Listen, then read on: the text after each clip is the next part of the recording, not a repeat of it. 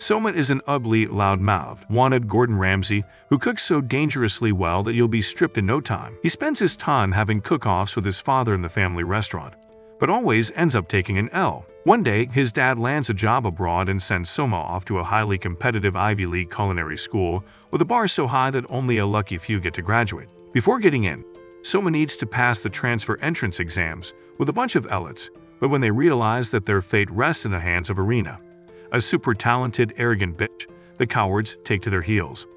However, Soma accepts her challenge and prepares a cheap roadside meal.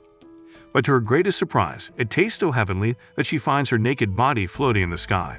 Judging from his examiner's expression, Soma is confident that he's impressed her and gives her a TED talk about humility. But his ego takes a blow when she says his food is disgusting. Irina storms off, wondering why a broke fool like Soma has the guts to challenge her. So she places a call through to her grandfather, the school's director, saying that none of the transfer students passed the exams. However, when the old man tastes the dish himself, he is so delighted that he discards Irina's previous judgment. The next day, Irina and her grandfather are called to give the welcome speech for the new session, and Soma is introduced as the new transfer student into the first year of high school. He takes to the stage and cockily calls them a bunch of losers, then says he's going to be the next master chef. This enrages the students who all wonder how this local champion has the balls to make such declarations. Irina is even more angry but equally confused because she gave Soma an F on his dish and he wasn't supposed to get in. However, he flaunts his admission later in her face, saying he won't give up until he gets her to admit that his dishes tickle her honeypot. After the assembly, the students return to the dormitories, and on the way, a timid first-year student, Megumi, is battling with her extremely low self-esteem after finding that she's the biggest loser in her class. She decides it would be better to remain low-key and not draw much attention to herself, but fate seems to be up against her, as Soma picks her to be his partner for a cooking session. At this point, he's officially the most hated guy in their class, but Soma seems oblivious to the haters in his class, and Megumi has to cower shamefully. Just then, their teacher walks in to give them their meal of the day, a dude named Chappelle who's notorious for hoarding grades and has never worn a smile. The students start cooking, but when Soma and Megumi briefly step away from their counter, some conniving douchebags sabotage their meal with a handful of salt. Seeing how screwed they are, Megumi goes into panic mode. Worried about disappointing her family, but Soma brings out a fresh batch of ingredients and tells Megumi that he's a seasoned chef, and there's no way he won't serve a dish at the end of the day. He gets to work, and motivated by his confidence, Megumi matches his energy until they finish working on their dish. Somehow, Soma and Megumi serve their food way ahead of time, shocking the morons who sabotage them. Chappelle remarks on the tenderness of their meat despite the minor accident they had, and Soma explains that he used a honey hack to hasten the cooking process. As Megumi takes a bite, her clothes burst open, and she finds herself skinny dipping in a honey pool, with Chappelle sharing in the experience. For the first time in the man's frustrated career, he's smiling at a student's work, much to the shock of the other students. Chappelle gives Soma's dish a rating, and while the conniving douchebags from earlier witness this event, karma kisses their pot, so their sauce gets burned, and Chappelle slams them with an E, realizing that she has judged him wrongly. Megumi thanks Soma for his amazing dish, which secured them the first A she's ever gotten on a dish. He responds by calling for a celebration, then slams her with his disgusting squid tentacles. Later, Soma heads to the dorm but finds that it's a trip to the North Pole, and when he eventually gets there, his supposed dorm looks like the Addams family condo. Inside, it's a madhouse with a psych patient named Fumio as the caretaker, who insists on being called Madonna of the Polar Star dorm. The old lady hounds Soma for his ingredients, but he says he doesn't have any, and she threatens to kick him out. Apparently, in order to be awarded a room in the dorm, he has to prepare a meal she'll approve of and bring his own ingredients because their kitchen only has scraps and leftovers. Soma agrees to use the leftovers to make a meal and gets to work, eventually creating a dish that looks like a hamburger steak. With one bite, Fumio is hit by a shockwave, and another when she tastes his soup. Soma's meal is so good that it takes Fumio back to her younger days, when she was the Kim of her time and had a young suitor. In her dreamland, she attempts to kiss that boyfriend of hers, but in reality, she's actually just tormenting poor Soma. Eventually, she snaps out of it and hands Soma the keys to his room. He heads to the bathroom to take a bath, but Megumi is in there, so he unknowingly barges in with no clothes on, and the rest is history. When he returns from the bath, Soma reflects on his bustling life back at home, realizing he's kinda missing being so busy. Suddenly, some freak shows up from his ceiling and invites him to a welcome party in one of the rooms with a bunch of other dorm members.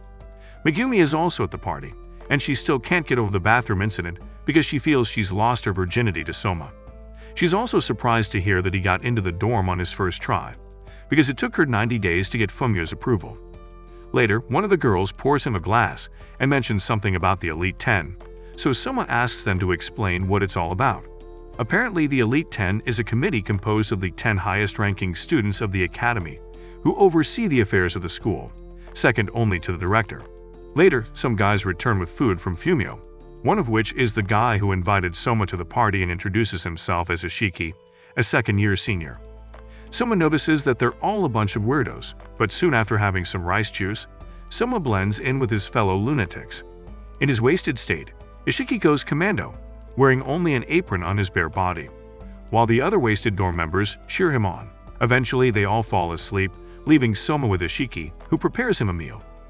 As Soma digs into the peppered mackerel and cabbage puree, he's absolutely blown away and acknowledges that Ishiki is also a kitchen boss, despite being their senior by 1 year. While he eats, Ishiki casually confronts Soma about his bold declaration at the assembly and reintroduces himself as Ishiki Satoshi, the 7th member of the Elite 10. He then challenges Soma to cook for him and show him what he's made of. Soma accepts the challenge and proceeds to prepare a dish from the same ingredients Ishiki used, modifying it only with some rice. Some dorm members wake up in the middle of his cook-off, so he serves them too. Looking at this meal, Ishiki internally judges it to be a really bland meal for prisoners, but the moment he digs into it, he takes back his judgment. Together with the others, Ishiki empties his plate and is blown into the freshness of spring, triggered by the deliciousness of Soma's meal. With a handshake, Soma thanks him for the cook-off, and Megumi wakes up to the extremely disturbing sight of her partner shaking hands with a semi-naked dude. A while later, everyone disperses to their rooms, leaving Soma and Ishiki to clean up. Ishiki offers to help Soma answer whatever questions he has, but is taken by surprise when Soma says he's going to challenge him for his position at the Council of the Elite 10. Out of the blue, Ishiki jumps and jubilates because he's finally seen someone in the dorm with overflowing ambition. However, he doesn't exactly answer Soma, and he only tells him to get some sleep. In the morning, everyone wakes up to find Soma sitting like a lunatic, as he announces that he's waiting to challenge Ishiki for his position at the Elite 10.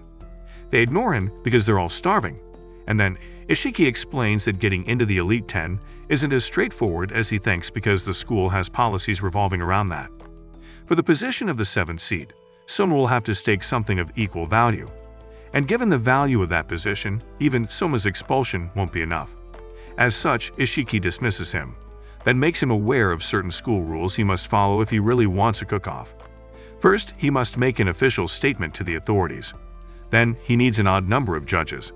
And finally, an agreement between the contestants on the terms and conditions of the challenge, particularly called a cooking battle in the academy. While this was happening, a cooking battle happened between Arena and a corrupt sumo wrestler over the demolition of his club's building. In exchange for clearing the building, the sumo wrestler demanded that if he won the cooking battle, Arena would lose her seat in the Elite Top 10.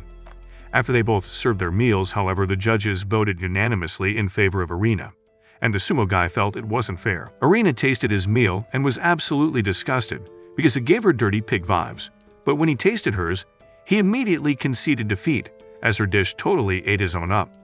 Arena won, and her wish to demolish the sumo complex was granted, while the crowd hailed her. After listening to this narration, Soma is disheartened, because he was also going to challenge Arena for her seat. Watching from the rooftop, Ishiki states that Soma is likely going to rack up a good number of cooking battles in the academy, since he easily had a draw with Ishiki on the cookout. One of the dorm members, Ebusaki, says it was only because Ishiki wasn't fully going all out against Soma, but Ishiki denied this, saying he actually put in his best. Meanwhile, after Arena's battle with the sumo dude, she asks her minion who the next defaulter is on the list, but a tan fan of hers tells her to leave it in her hands, because the almighty Arena shouldn't be bothering herself with scum. Arena reminds her that there will be grave consequences if she fails, but the girl assures her of victory, because she's none other than the meat master herself. Later, the meat master harasses this dude with her plastic surgery melons and tells him to get ready for a cooking battle with her. On the other hand, Ishiki wakes Soma to join them in harvesting, and he learns from one of the dorm members, Yoshino, that they all produce their ingredients by themselves. She takes him through various parts of the farm and shows him the other dorm members grooming their products. But when they get to Ishiki's beautiful area of the farmland, they find the maniac tilling the soil, dressed only in his prehistoric underwear. However, Soma tastes a tomato and finds that Ishiki is a farming god. Then he goes about feasting on other vegetables while others are at work. Later, Megumi returns with a basket of breakfast for them, some delicious rice balls that make Soma wonder how she's this excellent in cooking at the dorm, but totally sucks in class. Megumi's totally shattered by that bullet, so she explains that she's dealing with anxiety issues, hence her poor performance in class. Later, Soma learns that there are various clubs and societies in their school, so with Megumi, he decides to check one of the clubs out, the Donbury Research Society, but finds only one deadbeat dude with a weird hairstyle, giving unicorn energy. He introduces himself as Kanashi, the leader of the research club, but tells them to look elsewhere because the club is about to become history. When they look through his don recipes, they find that they're pretty cool, but he explains that he's about to lose this club because Arena is a hater, and one of her underlings has challenged him to a cooking battle. When they heard about the battle, all his group members fled and abandoned him, hence why he's such a loser. Just then, the tanned girl walks in with some evaluators and taunts him, saying she's going to whoop him silly in the upcoming duel. She mocks the club's main dish, saying Arena considers it a prisoner's meal which should remain in the streets, not the elite of their school. After tormenting him with her milk sacks, she slices his unicorn hair off and threatens him. Megumi explains that this bouncy madame is Mido, the meat master of their school, who's racked up straightest since her junior years. Mido keeps taunting the timid loser, but Soma gets fed up and tells Kanashi to leave the battle to him. Mido's surprised, but states that her terms for winning the battle will be that Soma leaves the school, while Soma says that if he wins, she would have to join their dry, deserted club.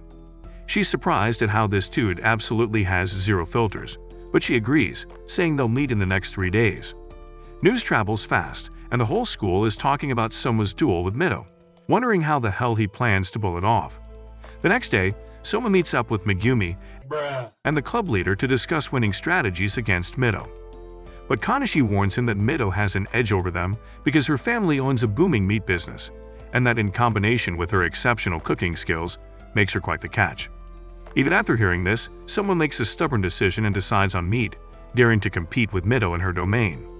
They try to pool funds together to see what they can come up with, but Kanashi is just a glorified church rat with a couple coins to spare. Soma hurriedly rushes to gather all his life savings, only to find that his father only sent him a couple bucks. They'd also search for all the club's recipes for the chosen dish and Soma tries all of them, but all to no avail, as none fits the profile for a dish that will murder Mido meat. However, while Megumi encourages him to sleep on it, an idea suddenly springs into Soma's mind. He applies another trick, using chopped onions to tenderize the meat. When he serves it to Kanashi and Megumi, it's as soft as melted candy on their tongue, giving a similar effect to Mido's famous top-tier meat. On Mido's end, she pays Arena a visit and explains the techniques she'll be using in the coming battle. Confident that her minion will mercilessly defeat Soma, Arena rests easy. It's the day of the cooking battle, and everyone's pumped to watch Arena defeat the famous cocky Soma. Megumi teaches him some calming rituals to practice in case social anxiety gets the best of him, but he says he's good because cooking in the family restaurant has tested his confidence so much that he's got tons of it. In the cooking arena, a super cute announcer takes the stage and captures the hearts of the hopeless idiots. She announces Mido's entrance but gets jealous when all the attention is diverted to Mido's balloons. As expected, when she announces Soma's entrance, the students boo him and wish to beat the shit out of his pompous self. Kushino is so surprised to see this massive hatred towards Soma, because he only transferred a few weeks ago. The host announces the terms of the battle, and Arena makes an appearance at the VIP section, prepared to see Soma's look of defeat. The battle commences and Mido displays her premium grade meat to intimidate Soma and his crew. She begins to slice through this meat like a seasoned butcher, more like a psychopath, earning the admiration of the crowd. She butters her meat and places it in the oven, then checks to see how Soma is doing. After chopping up some onions, he brings out his meat, but it's so cheap that the audience wonders if he just came to make a fool out of himself.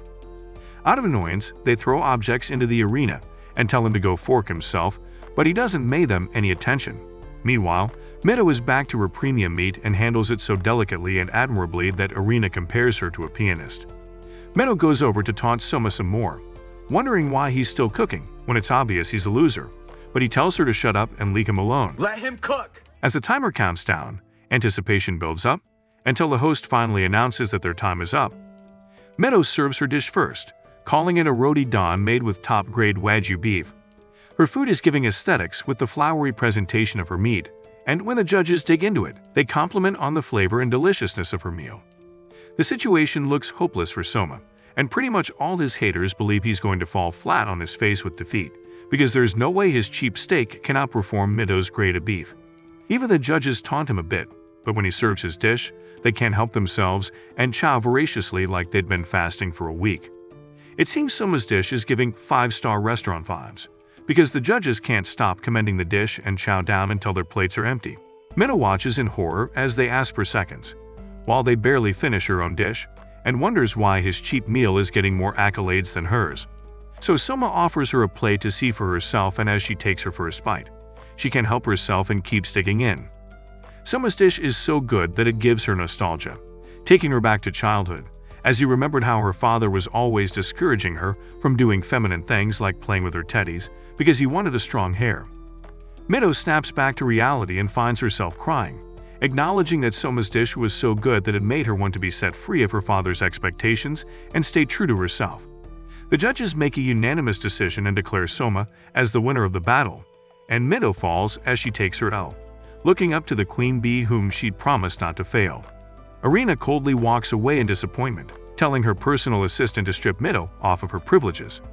Soma teases Meadow until she blushes and runs away in embarrassment.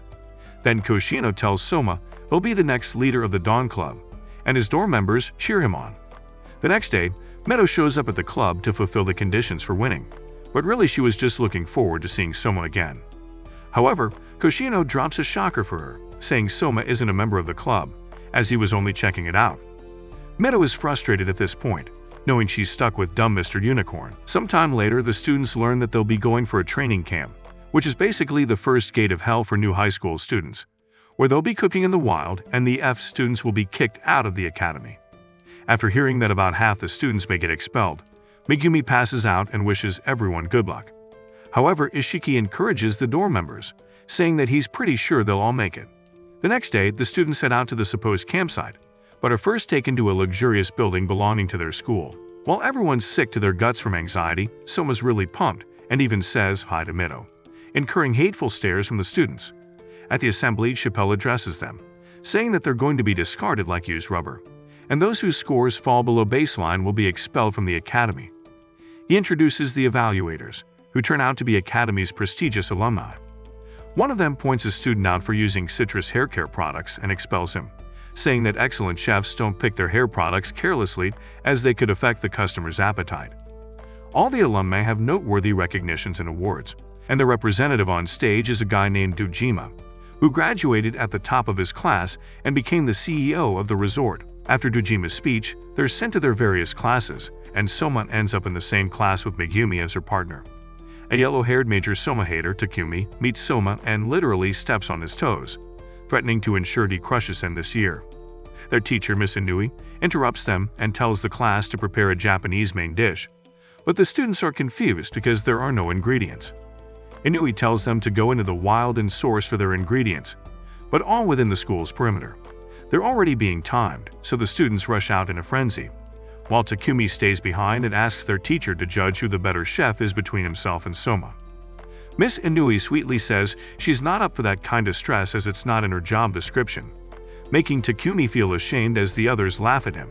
At the forest, some students are already losing it and can't hold it together, but Miss Inui watches silently, evaluating their calmness to determine those who are fit to be chefs. As usual, Megumi is freaking out, but Soma is quietly fishing and eventually gets a big catch, but they bump into Takumi and his brother Asami. Takumi insults everyone for being copycats and opting for fish, while bragging about the duck he and his brother caught. The brothers show off, butchering the duck with so much skill and speed that will impress even Gordon Ramsay. Takumi formally introduces himself and his younger twin brother as the Aldinas, who've been chefs at their family's Italian restaurant. That being said, Takumi tells Soma that they're even, because they're both professional chefs with years of experience, so Soma takes the challenge. Takumi shows off by bringing out some Kirby knife called a mezzaluna, and wielding it at his veggies with incredible flash speed. In no time, the brothers serve their dish, while their dumb classmates are watching them engrossingly.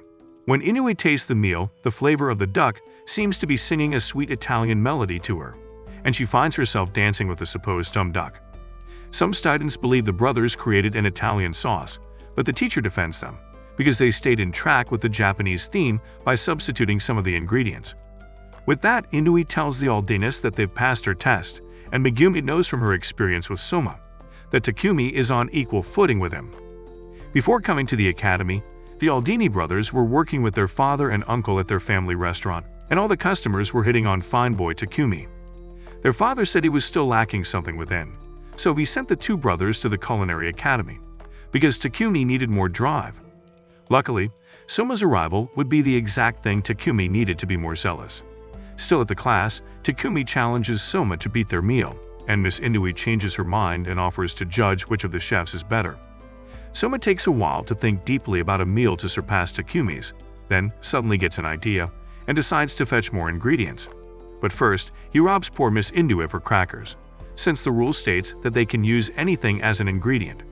While Soma's gone, Inui keeps rejecting all the students' meals because they taste like shit, and time has run down to about 15 minutes. When Soma arrives, Takumi thinks he's trying to avoid the challenge by wasting his time away, but Soma's not bothered, because he won't ever keep a customer waiting for 15 minutes. He quickly gets to work and uses the crackers as breading to make a deep-fried crunchy fish. In no time, he serves his dish, and with one bite, Miss Inui is in love, commending the crispness of the fish, with its soft, warm, juicy interior like something we all know. The lady is so enveloped in the flavors that she fantasizes about developing plot in a pool with a merman. With that, the teacher says Soma and Megumi have passed her test, and wraps up the session for the rest of the class. The boys remind her to make a choice about whose meal tasted better, but she begins to struggle with her ADHD and doesn't seem to have a preference. However, she gets yelled at by one of the alumni for letting her students waste time, so she doesn't really get to make up her mind, and tells them that she'll revisit it later. Both guys feel played, but Takumi's more obsessed and promises to challenge Soma to a cooking battle someday. Later, they return to the hotel, and it seems all the members of the Polar Star dormitory made it to the first day, though Mary may have passed out. They're all stressed out, and the ladies can't wait to jump in the jacuzzi, but their luck just runs out at that instant. Some fitness influencer dudes show up to the hotel, and the students are instructed to serve them dinner within the next hour, with each student serving no less than 50 plates. This has gone way beyond the gates of hell, but there's no escape route for the students, as they won't be allowed to rest if they don't make it in time. Quickly, they jump into action and begin to serve the huge beasts who keep demanding for more. In no time, Soma's done with his 50 servings before the rest of them, and Takumi is obviously jealous and frustrated. When he's cleared, Soma heads to the communal bathroom to relax, feeling he'll be the only one there, but on the way, he accidentally bumps into Irina's melons and knocks her to the floor, where they stay staring awkwardly at each other. Irina's absolutely flustered and upset that of all the pigs she could bump into, it just had to be her archenemy, and he was seeing her in her bathrobe. Soon after, Irina's minion comes running and becomes furious when she hears that Soma bumped into her master. He can't understand what the big deal was because her average melons still can't outdo Mitos, so he joyfully trots to the bathroom, where he meets Dojima, glorying in his nakedness. Judging from his build, this guy probably lifts a teenage elephant every day. But he seems pretty cool and starts a chat with Soma, telling him about how good some students are, like Ishiki for example, who completed his 50 servings last year in record time. Also, he mentioned Irina, telling Soma that she's referred to as the tongue goddess, gifted with the ability to taste meals with precision, especially eggplants. Since childbirth, she's judged meals of senior lecturers in the academy, even with a blindfold. While Dojima is still talking, Takumi walks in and is shocked to see Soma casually gisting and shaking hands with Dojima. As the man takes his leave, he stops for a minute and wonders why Soma's surname sounds familiar. Meanwhile, the girls return and relax in the bath, and retire afterwards to their 5-star rooms to sleep. However, the boys insist on playing games in poor Marui's room, but 2 minutes into the game, they fall asleep. Later, Megumi says she doesn't feel as exhausted as usual, and thanks Soma for his guidance, which helped her remain more focused. As they encourage her to keep up the good job, Megumi internally decides that she'll keep trying her best. The next morning, one vibe killer, Shanomiya, takes Soma's group, tasking them to prepare a vegetable dish he created himself. This time around, however, they won't be working in teams, but individually, with no room for interpersonal communication. This sucks for Megumi, but she has no choice, given that the time has already started counting down and her group members are scrambling for ingredients at the back. She struggles to get some for herself, but when she gets to the cauliflowers, the remnants are already showing signs of oxidation. She is itching to ask Soma for help, but after seeing two guys fail the exam for communicating, she refrains herself and figures some other way to preserve the whiteness of the cauliflower. After a while, students start submitting their dishes, and this Shinomiya guide is so brutal that he expels most of them. Of course, Soma passes the test, leaving Megumi as the last student. When she finally presents her dish, the examiner tells her she's been expelled. Confused, she asks him why, and he says it's only because she altered the recipe. Megumi used vinegar to preserve the cauliflower, which in turn added some sweetness to the dish, hence her expulsion. Hearing this, Soma butts in and challenges him, saying it was only an act of creativity on Megumi's end, and besides, since the ingredients were in Shinomiya's care, he was responsible for poorly preserving the cauliflowers. The scumbag gets upset and says he actually deliberately added some bad veggies so the students will fail. He warns Soma, saying if he presses further, he'd equally expel him, because he's authorized to do so. Megumi tries to stop Soma, but at this point, he's had enough of the man's stupidity and challenges him to a cooking battle, on the grounds that he resigns Megumi's expulsion. Watching this, Soma's friends' colleagues, the guy has lost his mind, challenging a seasoned chef of Shinomiya's caliber. Shinomiya himself says he's uninterested in going to battle with Soma, so it's not going to happen.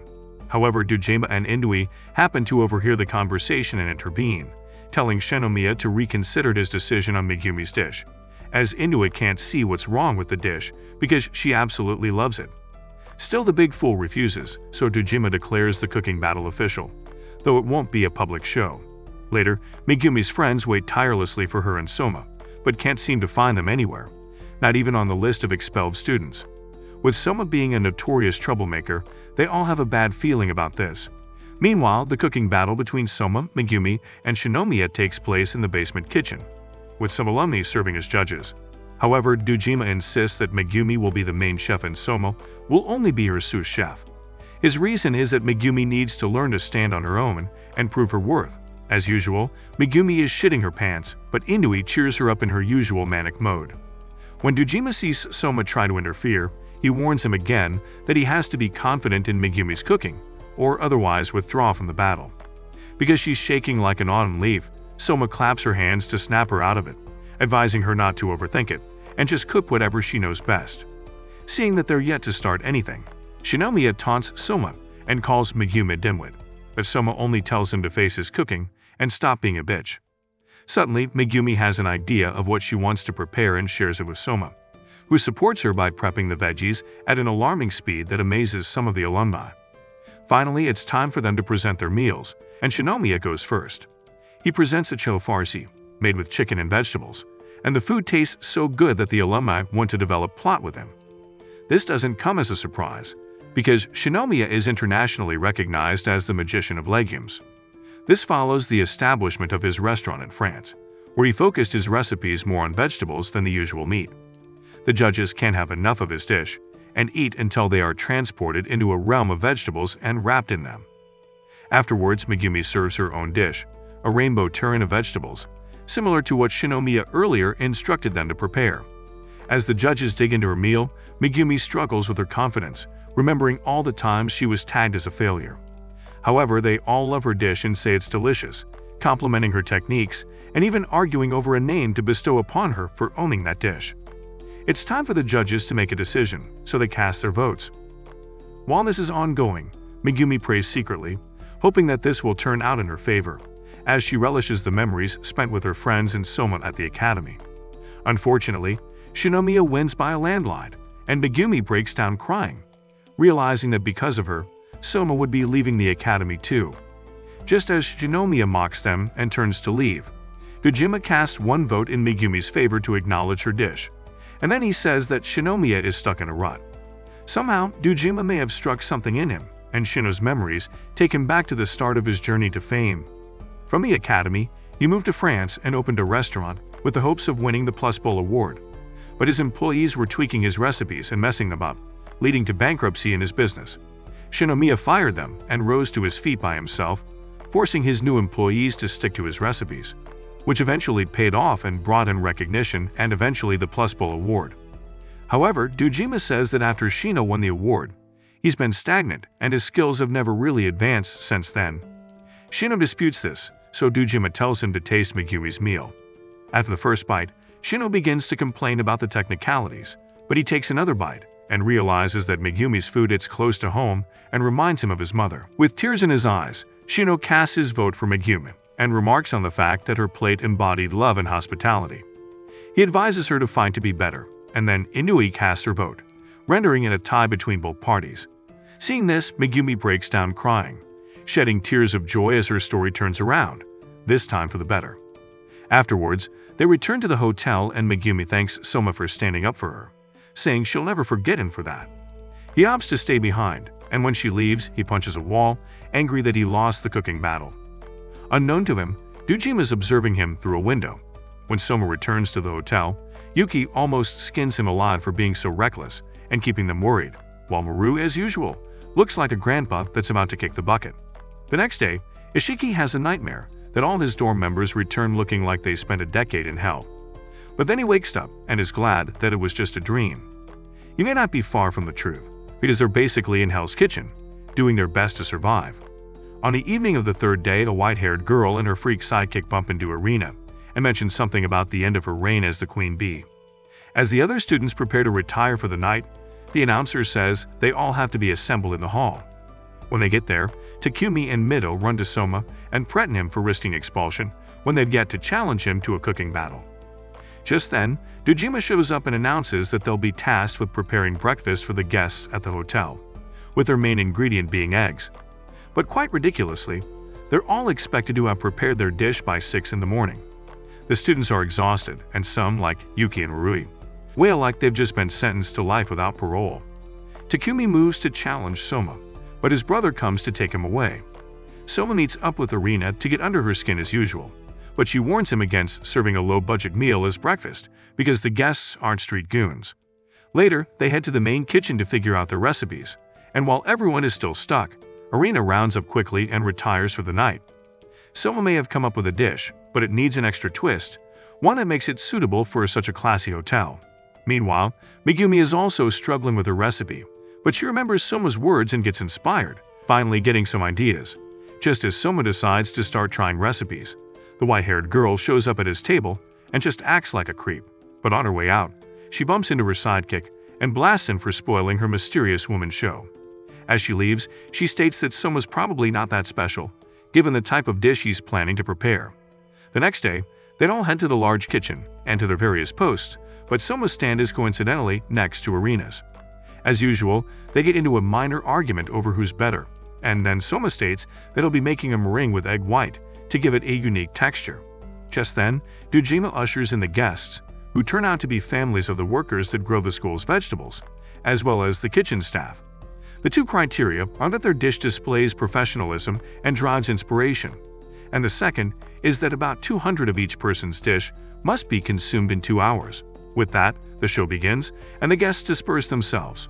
Two ladies walk over to Takumi's stand and tell him that his breakfast option looks boring. However, he changes everything up and gives the dish a new look, and when they taste it, his food is so delicious that they're stripped and ready to develop plot with him. Megumi, on the other hand, attracts the attention of some serious critics of old men. But with one taste of her breakfast, they're mesmerized by the deliciousness of the meal, and one even wants her to get married to his worthless son. On Mida's end, she serves a dawn dish from her new club and changes their acceptance, but just before she starts cooking, the white-haired freak shows up to mock her for disappointing Arena. She returns to her stand, but her dish looks pretty boring and basic, with nothing much to show, and no one is at her stand. On the other hand, Arena is all done with her meal, the Egg Benedict. Her table looks radiant and glistening, attracting a good number of guests. An old man tastes it and falls in love with the dish, praising her as royalty and drawing more attention to her. Soon, more guests dig into her meal and the whole hall starts radiating gold. Soon, Arena completes her 200 servings, and Takumi is challenged to go faster but wonders how far Soma has gone. Quite oddly though, Soma looks so unmotivated and hasn't even served up to 10 plates. Apparently, Soma had initially almost completed his servings of the dish souffle, but he realized that no single soul had tasted his food because the food had already lost its initial luster and looked deadbeat. He realized that unlike his family restaurant, where he could serve the dishes fresh out of the pan, this was a buffet, and the more time guests wasted, the worse his meal would turn out. The moment Irina concludes her servings, she mocks Soma's sad food, leaving him in a depressed state. On the other hand, Mida is frustrated because she still hasn't served up to half the required servings, as the few that had initially come to eat her food are now at the white-haired girl's table. It turns out that her bland-looking eggs weren't really eggs but other ingredients prepared to look like eggs. The taste of her simplistic meal was so delectable that customers kept rushing to get more of her food, up until she finished her 200 servings, while Mida watched in frustration. Thereafter, Takumi completed his serving, followed by Megumi, while Soma hadn't even gotten a single customer, even with 30 minutes left. Zoning out, Soma remembers his time spent at the family restaurant and how his father had taught him how to deal with panic attacks. He snaps out of it after devising a plan, with the first step being to attract his first customer. A young girl waiting at Irina's stand spots him, so he calls her over and serves her a plate of his omelette souffle, which she tastes it and attests to its deliciousness. More people become curious about the dish and taste it, commending its softness and springy nature. At this point, Irina's unbothered about his customers because there are just a few of them, but it surprises her when Soma attracts more crowds, so she consoles herself with the fact that he can't possibly make it in time with only a few minutes left. More of the students complete their servings, and the white-haired girl completes almost twice the required amount and clicks out, while Mina watches with rage and jealousy. As for Soma, he's turned his table into a circus show, entertaining his guests with his remarkable speed and agility in the kitchen. Soon after, Irina's customers start flocking to Soma's table out of sheer curiosity and excitement. The judges watch from below, and Tajima explains Soma's technique of attracting customers known as live cooking, which thrives by creating anticipation and excitement in one's customers. With only a few minutes left, almost all the students have completed their servings, while Soma battles against time. As minutes turn to seconds, the time eventually runs out, and Soma completes his required servings, much to the awe of everyone. The white-haired girl walks over and introduces herself as Alice, Irina's cousin, then boasts about her background, saying her parents own a molecular gastronomy lab dedicated to research about modern techniques. Alice then declares her intention to outdo Erica someday, then mocks Soma for turning himself into a clown just to cover for his stupid errors. Unexpectedly, he accepts that his cooking was quite shabby but still accepts her challenge to beat him someday. Just then, Megumi and Takumi rush to scold him for being so reckless, but are interrupted by the announcer, who tells them to take a short break before the next task. Soon after, they're back in Hell's Kitchen and are being summoned to the lobby again. There, Dojima gives them some boring motivational speech, telling them that a third of the class has dropped out, so they should belt up. When he announces that their next event is up next, the students just can't anymore, believing they're about to return to Hell's Kitchen. However, they're surprised to find that they've passed the training camp and will be served a full-course meal prepared by the alumni to celebrate their success. As the students enjoy their treat, Soma realizes that he was wrong to describe the school as a dumb place for issuing wax certificates, and acknowledges that the school is pretty intensive. In the morning, the students prepare to leave the camp, and Soma bumps into Shanomiya, who says he's on his way back to France.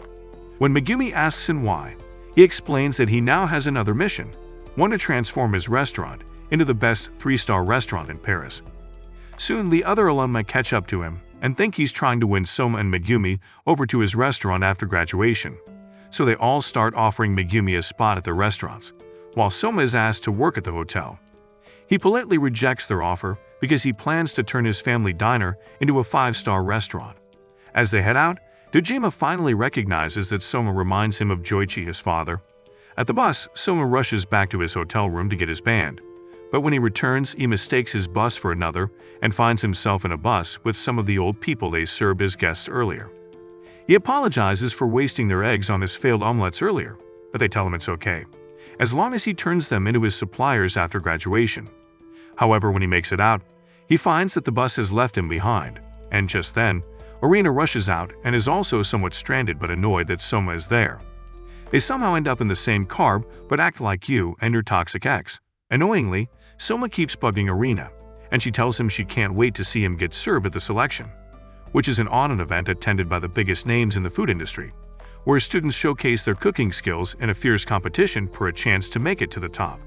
Soma asks Irina what it was that she went to pick up at the hotel, but she refuses to tell him. Apparently, it was a recipe book that belonged to his father. At the same time, Dojima finds a photo of himself with Joichi, realizing that Joichi is actually Soma's father. And back at the dorm, Joichi shows up and is received at the door by Fumio, who seems to be well familiar with him. When the dorm members arrive, Fumio tells them that they'll be served dinner by a new face, which happens to be Joichi's. Soma later realizes that Joichi was in the second seat of the Elite 10 back in his time, and is just as shocked as his friends. Ishiki introduces himself to Joichi, telling him how honored he is to meet him in person. It turns out that Soma's father is known as a nomadic chef who has traveled around the world cooking in famous restaurants, although recently he's been low-key. Soma still seems shocked that he never knew how popular his father was, but he realized the hints were in his face all along. Soon, Joichi serves his intercontinental dishes, and the students find them to be so delicious that they bug him with questions. Joichi gives off this alpha male energy that makes the ladies fall in love and wonder if his disgusting son will end up like him. But this only lasts until some of the boys taste his disgusting experiments. Later, Fumio says he should serve Dojima one of his dishes, then narrates to the students the story of how Joichi and Dojima held the top 2 seats in the Elite 10 back in those days and were always winning cooking battles for the Polar Star dorm, allowing the dorm to expand their land and become a household name.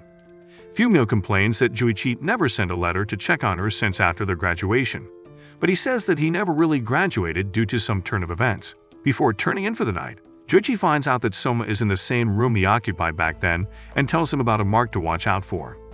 Soma finds the mark and realizes how little he really knows about his dad. In the morning, Joichi challenges Soma to a cooking contest, and in a conversation with Ishiki, he says he only ever taught Soma the barest minimum skills needed in a diner, so he's pretty sure his son looks like a struggling influencer next to other elite chefs. Ishiki assures him that that's not the case because he had a face-off with Soma, and the boy gave him a run for his money. Later, they call Fumio to judge their battle, and then Megumi, who just happens to be sleepwalking, is also appointed a judge. The battle begins in earnest and Megumi finally wakes up, though she's pretty confused about why Soma is facing off against his father, who's an elite international chef. To make matters worse, Joichi says his son has lost about 500 times to him, though they started since he was still in elementary school. Seeing how undeterred Soma is, Ishiki realizes why Soma is fearless in the academy. Because after facing his father almost 500 times, cooking contests are nothing new or scary to him. Eventually, Soma finishes and presents his dish, an apple risotto, which tastes so good that Megumi is teleported to the Garden of Eden and kissed by a dumb apple humanoid. Fumio and Ishiki also attest to the delightfulness of the meal, and just then, Joichi rounds up. Everyone is anticipating his meal, hoping to taste another exquisite intercontinental dish, like those he prepared for them at the last dinner. But Joichi's dish is a basic, disgusting ramen, much to their disappointment. However, the moment they taste it, they can't help themselves, as the broth has so much umami and is still not too heavy to serve as breakfast. They're even more intrigued to find that he made such a rich broth without using any animal products, since it is a vegetarian meal. After filling themselves up with Joichi's special ramen, they all come out looking like they've overused Botox. It's soon time to judge the men, so they all cast their votes in Joichi's favor, adding to another loss on Soma's end. Soma is obviously upset, but takes his L for the 500th time and records his losses, and on his way back with Megumi, he swears that he's still determined to make it to the top seat of the Elite 10. Soon after, Joichi packs his bags to return, saying he has something to take care of at the Academy's hotel. As he heads out, Harina is also coincidentally on her way out, and for a brief second, while receiving updates from her assistant, she catches a glimpse of him on the way out, but when she stops the car, she no longer finds him and is heartbroken. Some days later, Therese passes by Soma's restaurant and seems to be longing for him, so one of her girlfriends starts teasing her, saying she should have just shot her shot when he was still around. Surprisingly, Soma opens the restaurant from within, and the neighborhood folks start clamoring for him to prepare one of his delicious meals for them. In no time, he's serving his customers and satisfying their cravings. While watching him work, Therese thinks back to the old times when watching Soma cook made her want to grab him right away. But now that he's in another school, she feels he's glowed up and is harder to reach. Meanwhile, Soma notices that the streets are more sparse than usual and finds out from the chairman of the community that there's a train station across the streets that sells kharaj, also known as fried chicken, so people usually flock there and queue up to buy it. While the chairman sulks about how his sales have plummeted, Soma thinks of an idea and suggests that they should prepare their own kharaj. The chairman tells him it's unlikely that they'll succeed because the train station mall has better influence. Yet Soma insists on his idea and encourages them by saying that they only need to focus on quality, and the customers will follow suit. Soon, they get ramped up and offer their assistance, and while they're gone, Grace starts shaking like a leaf as she tries to offer her assistance. So her friend pushes her forward and suggests that Soma use Grace as his taste tester. On the way back, Grace loses faith in her ability to be a taste tester, but her friend encourages her to think of the possibilities that could happen when she spends some alone time with Soma, developing plot and recipes. Meanwhile, Soma thinks hard about how he can come up with a great recipe, but suddenly he remembers Mito the meat master and hits her up. On the call, Mito is blushing so hard that her cheeks could pop out, but the moment Soma says he could hit someone else up, she sends him a cellular tornado. The next day, Quraysh shows up timidly, and Mito walks in with her plastic surgery balloons. Then Soma introduces both ladies to each other. They all head to the train station to check it out, but on the way, Mito is obviously boiling inside because Quraysh's presence is ruining her chances of a date with Soma. Meanwhile, Quraysh thinks that Mito is Soma's girlfriend and can't help but admire how hot she is, influence her body and all. When she notices Quraysh's curious eye all over her, Mito lets her rage take over and yells at the timid girl until Soma steps in. When they get to the kharaj place, Mito recognizes the owner of the business and says that they're very prominent in the area. They spot the chairman camouflaging as a customer to steal some information, but the kharaj woman catches him hiding like a coward and hands a free box over to them. Digging into it, their clothes are instantly blown away by the deliciousness of the chicken. She explains that their recipe consists of so many exotic ingredients, and then she tells them she is pretty sure they won't be able to replicate the recipes. She also mocks the chairman and calls him a weakling, but Soma challenges her, saying he would come up with a recipe that supersedes hers. She mocks him too, calling him a really small boy from a powerless local district. With this, Soma and Mito get back to the restaurant and start whipping up recipes. The first one tastes really delicious, but is still lackluster compared to their competition. Mito suggests they use her high-quality meat, but it's just way too expensive, even after giving Soma a discount. Meanwhile, the owner of the kharaj business is seen talking with a dude who apparently helped her get the shop at the train station. She reports the incident with Soma and he tells her to keep a watchful eye on his movements, though she honestly doesn't see Soma as an actual threat. Back at the restaurant, after trying countless recipes to no avail, Soma suddenly springs up with an idea, saying that they'll use their shopping district as an opportunity to find the best way for people to enjoy kharaj. Soma starts by looking at their competitors' weaknesses. At the train station, the fried chicken is served in a box, and customers can't eat it until they're back at home. However, fried chicken is best eaten hot, so Soma plans to take advantage of that and serve piping hot fried chicken. Hearing this, the chairman burns with excitement, saying he's also going to up his game on his bentos.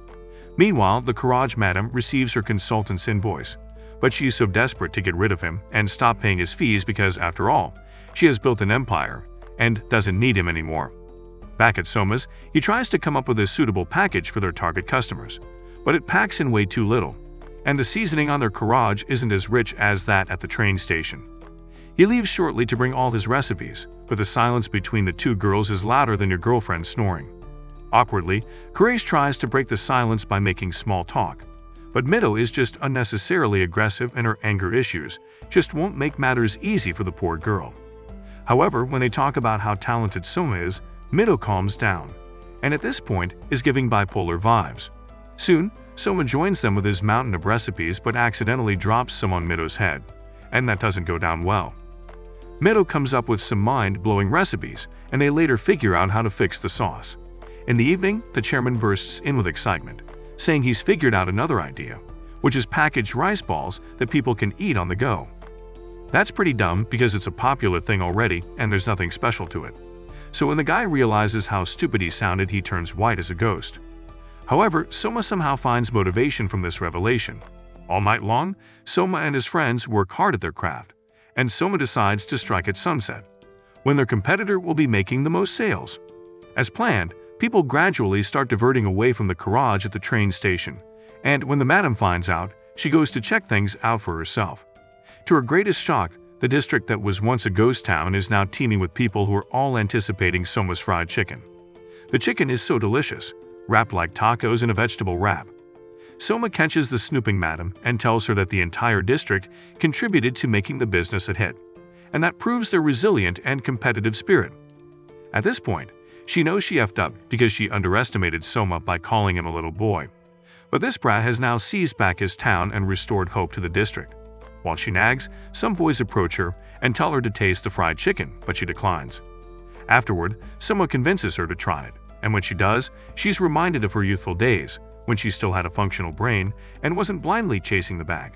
Much later, Soma asks Kurest to help the chairman out with the garage business while he's back at school, because she's the most responsible he can think of, and of course, this makes Mido jealous. After all is said and done, Soma returns to school and is stopped by a group of boys who lead him to Mozui as consultant.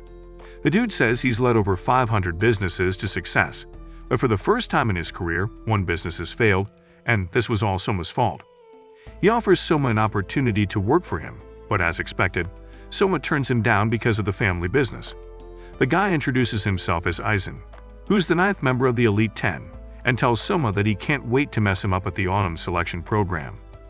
Actually, before Soma was nominated for the autumn selection program, Arena was completely against the idea, as she believed that he wasn't worthy enough, being a transfer student and one who hadn't really accomplished so much. Ishiki told her not to be ridiculous because it was obvious that Soma was deserving of it, and she was probably against the idea because of a personal beef. She obviously denied it and gaslighted him, saying it was he who was clamoring so hard for Soma, because they were dorm members. Aizen had to step in and remind Arena that at camp, Soma miraculously completed his 200 servings in under 30 minutes. With that, it was final and Soma was picked for the autumn selection program. Days later, the students find that the names for the program have been released, so they gather in anticipation. When the names are unveiled, all 3 girls from the Polar Star dorm have been picked to contest, in addition to Soma, Takumi, and Mido. Alice and her sidekick are also among the contestants, but she seems to be having some beef with him for some reason. Soon, the cute announcer takes to the mic to say that she'll be hosting the election program, and as usual, those cultured boys are super excited, making the girls jealous. She says they'll be divided into 2 teams and will only qualify for the tournament if they get high enough scores. She delivers a message from Aizen, encouraging the students to present their best meals so they'll be recognized by sponsors, and this gets them all fired up and willing to put in their best. Meanwhile, Arena's aide also gets selected and tells Arena that she's going to crush Soma into crumbs, but even the mention of his name pisses Arena off when she recalls telling him that he won't even be selected. Soma and Alice discuss downstairs, and after finding out that Arena won't be participating in the tournament, Alice is disappointed because she's been looking for an opportunity to crush her cousin. Megumi, on the other hand, is in her habitual low self-esteem mode, and some boys mock her, saying she only got in by sheer luck because she was the chief loser of their class. A purple-haired lady, Miyoko, stands up to the morons and scares them off, then moves to Megumi, inquiring to know how she scored a draw against Shinomiya. Timidly, Megumi tells her that she only got that far because of Soma, and Miyoko has a disgusted look after hearing that Megumi got help from a guy. While the other students are chatting, some creepy girl in a tree stays spying on Arena, with whom she's obviously obsessed, but the moment she spots Arena's aide, Hisoko, her inner demons come out of their hiding spot, and she swears to get rid of her. The next morning, Yuki rushes in with a letter from the school, showing that the theme for the selection is a curry dish. The theme is so vague that Soma is lost on what exact curry dish to make, but he remembers that his father mentioned a lady, Shiomi, in the Polar Star dorm who was obsessed with making curry foods. He sets out with Megumi to search for Shiomi, but they only find a short, nerdy lady with lots of books scattered in the room. When Soma introduces himself as Joichi's son, she delivers a sucker punch that instantly knocks Soma unconscious, saying she loves Joichi with all her heart. Just then, a hot, tanned dude walks in and is confused about the commotion. In a flashback, Shiomi recounts her first day at the dorm, when she was introduced as the most junior member of the dorm and fell for Joichi's seemingly harmless offer to taste his disgusting recipes. She was scared for life afterwards, but somehow maintained her youthful looks, which she owed to her obsession for spices. As they sit to discuss the purpose of their visit, The man introduces himself as Hayama, a first-year student serving as Shim's assistant. As they get down to business, Hayama shows them Xiaomi's experiments with spices, and she takes it from there but goes off into Einstein mode, teaching them all she knows about spices. Hayama saves them their time and shows them a bunch of his curry dishes, and they eat until their clothes are blown away just by the aroma. Soma's really impressed as he observes how Hayama barely looked into the pot and was only being guided by the aroma of his spices. They both find out that they qualify for the autumn program and are in the same group, and Hayama declares his intention to beat Soma. He says he's heard of Soma's determined spirit, but says he can still outdo him because spices are superior to mere motivation. Being who he is, Soma says he'll outdo Hayama at curry, even though his chances are slimmer than your waistline. Later, Megumi opens up about how she's really freaking out after seeing how great Hayama's cooking skills are compared to hers. Someone encourages her by telling her how he got through his own anxiety, saving under his father, who's way more superior to him in the kitchen. Feeling ramped up, they get to it, together with the rest of the dorm members, who are also trying to come up with ideas for their dishes. However, the stress is just so overbearing that Megumi just passes out. Mido is also studying, so Kanashi cheers her on, though he's really just after the bag and her milk sacks. As for the Aldini brothers, Takumi packs to leave for Italy, leaving Asami behind, who plans to prepare for the upcoming selection tournament. Asami mocks his brother and tells him not to be a crybaby if he loses to him, just like he was as a kid. Somewhere in Japan, Ryoko is preparing with all her might to display her feminist prowess at her father's restaurant, where a misogynistic head chef plans to take over the restaurant because he can't stand being led by a woman. Miyoko won't have it, and she remembers her promise to return 3 years later as the boss lady and head of the restaurant. At the Polar Star dorm, Megumi leaves for her home, and other members of the dorm have also gone home, leaving Soma alone at the dorm. While the creepy lady cooks a disgusting sauce in a dumb shrine where she worships Arena, she plans to bury her aide alive. When Megumi gets home, she's welcomed by her family and joins her mother in the kitchen. She then reflects on how embarrassed she felt when Miyoko attributed her success to Soma, so she's determined to find her inner prowess and use it to ascend to the top. As the days go by, all the contestants work hard at their craft, in preparation for the big event. Soma even pulls an all-nighter but still hasn't figured himself out, so he falls flat on the floor.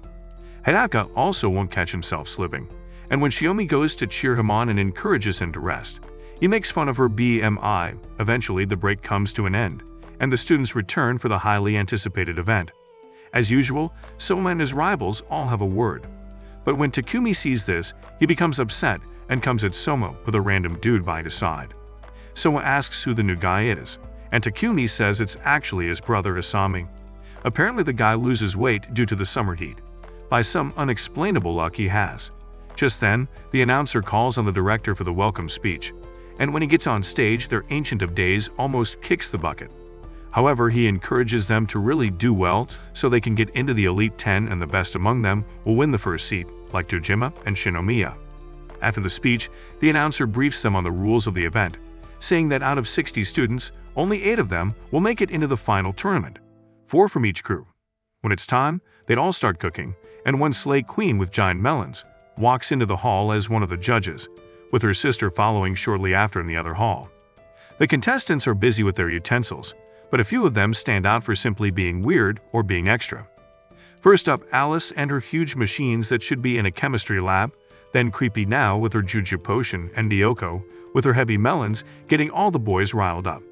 The female judge says she wants to judge the weirdos and that she's not interested in Megumi because she looks like a mess and has no potential. In the other hall, the judges observe the other contestants, one after the other.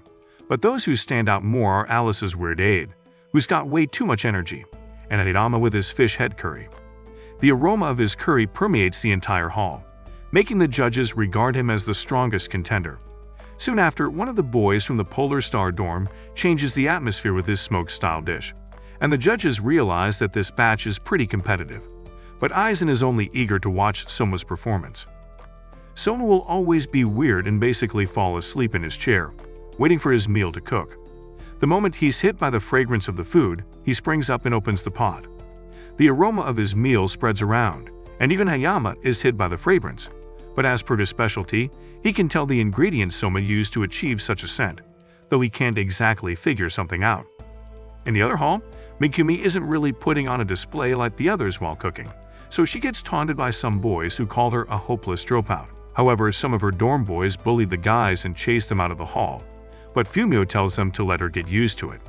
Megumi accidentally bumps into Miyoko, almost getting skinned alive, and Miyoko is reminded of how much of a disappointment Megumi is to feminist society.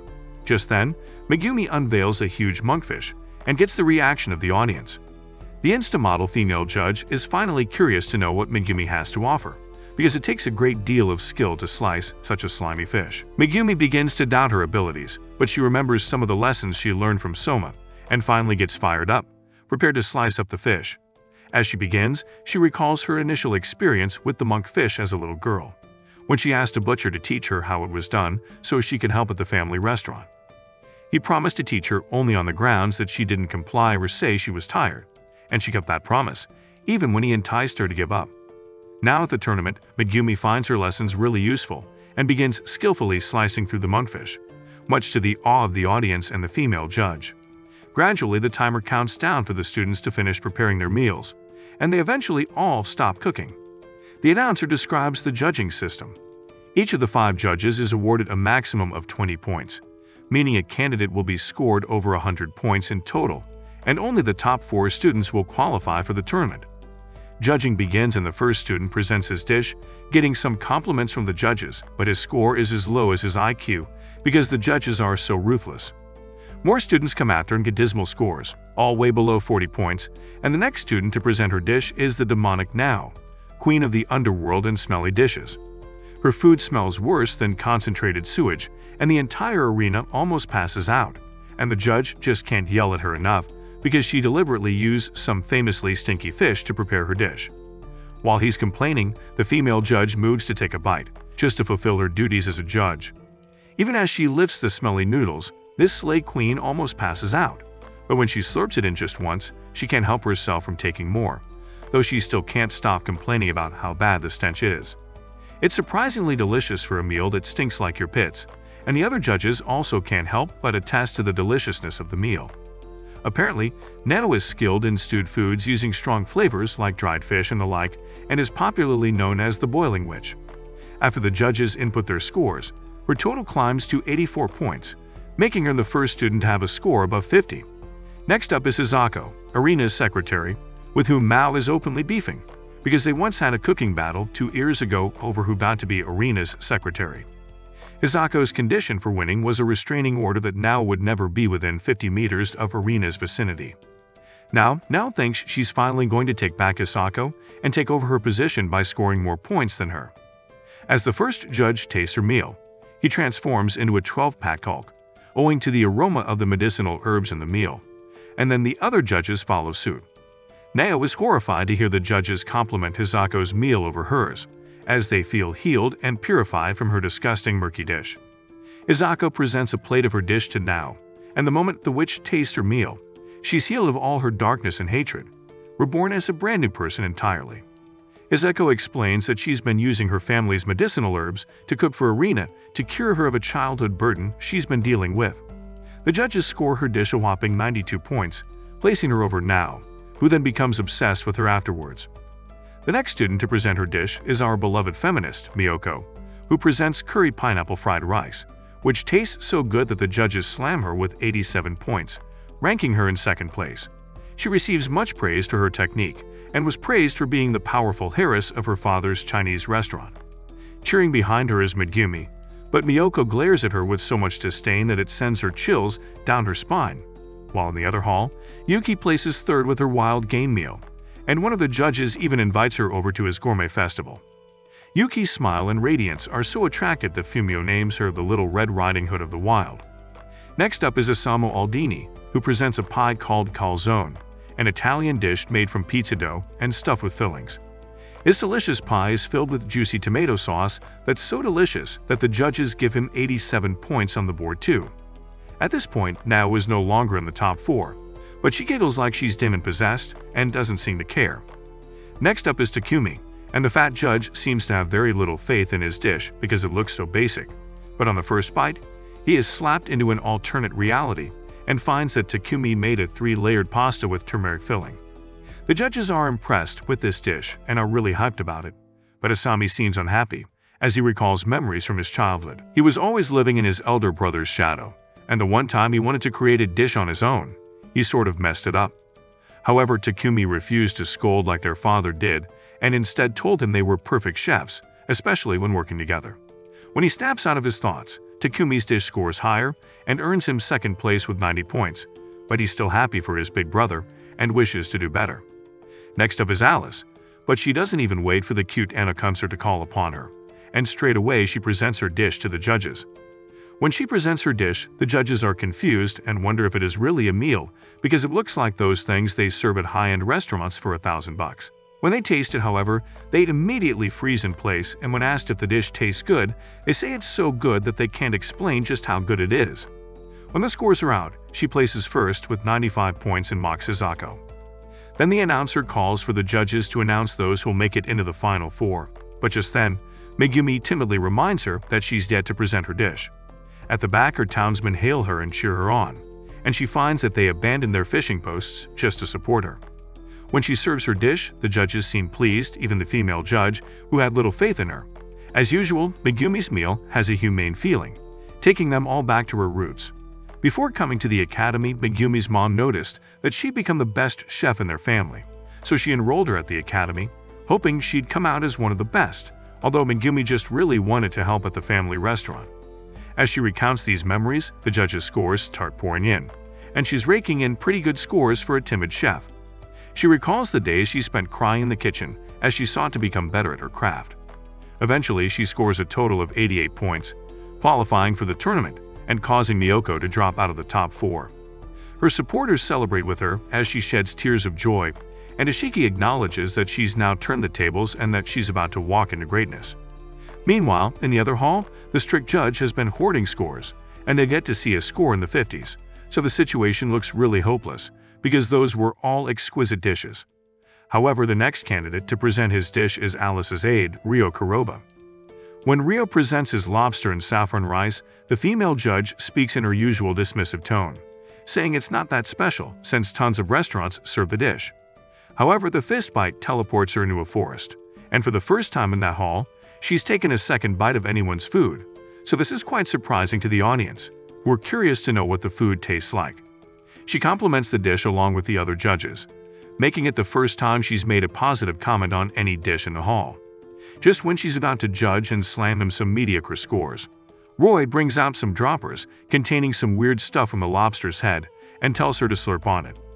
Our sleigh model isn't really up for this embarrassing shit now, but it's obvious she can't help herself, and the moment she actually slurps on that lobster's head, she is overcome by so much pleasure that she's teleported out of this world. Ryo's dish scores 93 points, and he basically jacks the scoreboard. He's apparently been having cooking battles as a child amongst older chefs, up to the time when he finally became friends with Alice. The next contestant is Mito, presenting some pork dish with extra soft meal that jiggles like your ex's rice cakes. The female judge still hasn't recovered from Ryo's lobster, so the moment Mito presents her dish to her, her clothes instantly explode, and she can't help herself as she keeps digging into the meal. The other judges confirm that Mito's meat is so good that they want to beat their meat, and after all is said and done, Mito scores 86 points in total, placing second on the table. Next up is Sakaki, but her dish looks really plain compared to the recent dishes they've had, but when they dig into it, they're slammed with deliciousness and flavor emanating from the soy sauce she used to prepare the dish, in addition to her special fermentation techniques. In total, she matches Mito's score with 86 points, and the next student is boring nerdy Maru, of whom people have very little expectations. He presents a completely white meal, but the judges just can't stop slurping on the delicious pasta, owing to his expertise in creating fantastic tastes. Maru wears out quickly in the kitchen, but he compensates for it with tons of research at a lab and reading more textbooks than a library can offer him. He places second with 88 points, and Ibusaki comes in with his fancy-looking dish. Ibusaki's obsessed with smoking everything, so everything on the dish has been smoked, including the eggs. On the first bite, the female judge can't stop her clothes from disappearing, as the deep flavors permeate her body. The other judges make their comments on his impressive use of other ingredients, then score him 88 points, the same as Maru. At this point, only two contestants are left, Soma and Hayama, and Hayama's next up. The moment Hayama's dish is opened, his curry dish causes an explosion of fragrance that's so massive that it permeates the entire hall. The judges take a bite and find that the food tastes even more sensational, enveloped in a rich aroma of spices. So the female judge offers to be his sugar mummy, but he says he's only interested in his petite professor. With a meal that rips even Soma out of his clothes, the judges present their scores and Hayama places first with 94 points, dropping Ryo to second place. The candidates from the other hall rush into Soma's hall, but find that he's not yet been judged, and they are shocked to see that 2 of the judges even gave Hayama perfect scores. Finally, it's Soma's turn to present his meal, and he also gives Hayama a plate to taste for himself. It looks like a plain omelette until he slices through it, revealing a risotto and releasing a burst of sweet curry fragrance that permeates the entire hall, just like Hayama's meal. The judges dig into his meal and are punched by the flavors of the dish, which continue to release so much fragrance even after a while.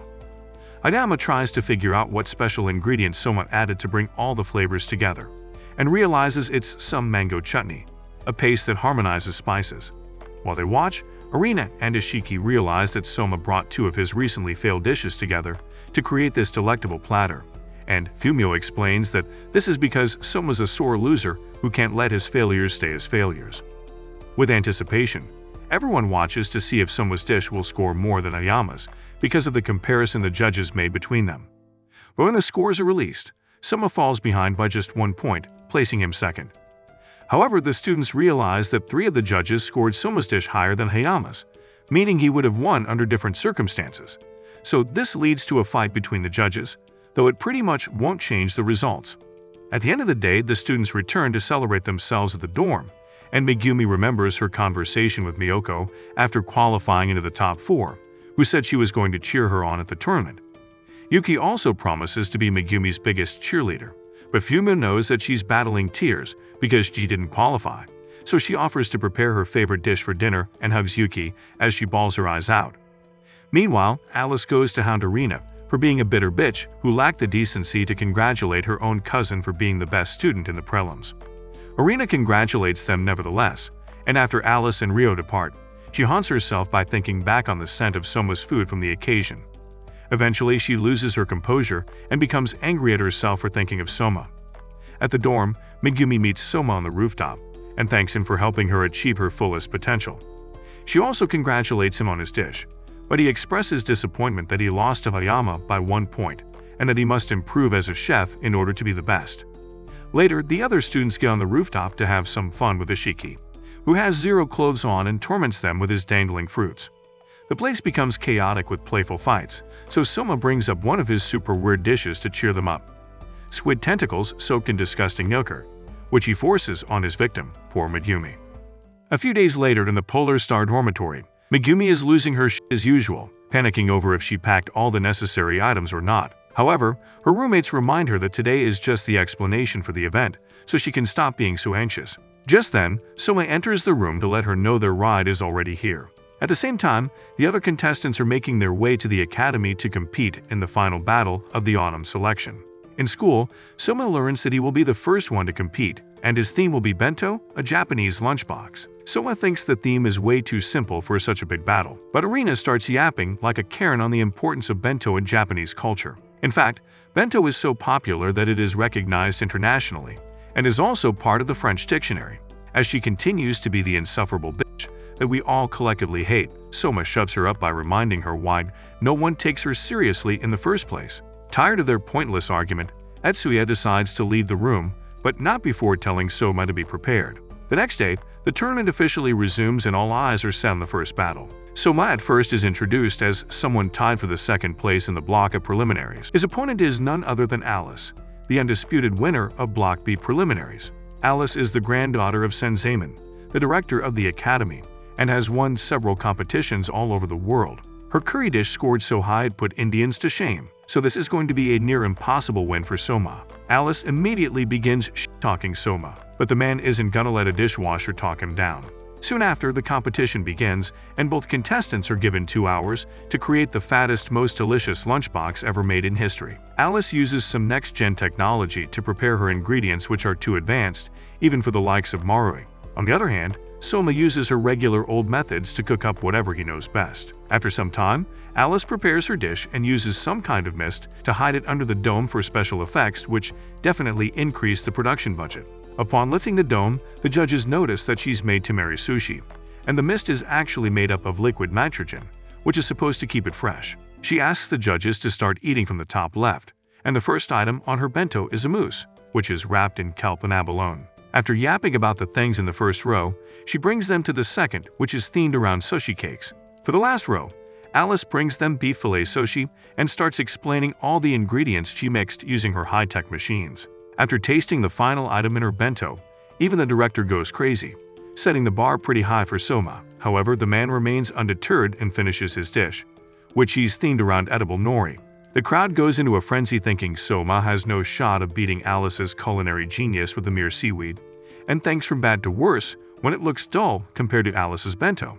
She doesn't even know what a nori bento is, and Soma explains it's a special dish known only to the Yukihira house. He presents his dish in stainless steel jars that can retain the heat of rice and soup. Opening the box, the judges first try the fish cake fried with nori and fall in love with it. Ryoko from the audience explains that Soma used beer in the batter, which makes the fish more crispy due to being highly volatile. When Yuki asks how she knows this, Ryoko reveals she saw Soma practice in the kitchen. Next up is his Kenpura-style sautéed burdock, which Soma has seasoned with mayonnaise and vinegar. Upon tasting it, the old man feels as if he's dancing in the meadows, with the breeze gently touching his face. He fails to understand why it is so tasty, but the director realizes it is due to the dried tuna stock. And lastly, Soma has prepared a soup for them, which is so tasty it takes them into a different dimension of ecstasy. Soma is confident about his work, but Alice believes it is way too simple compared to her fancy display of different items.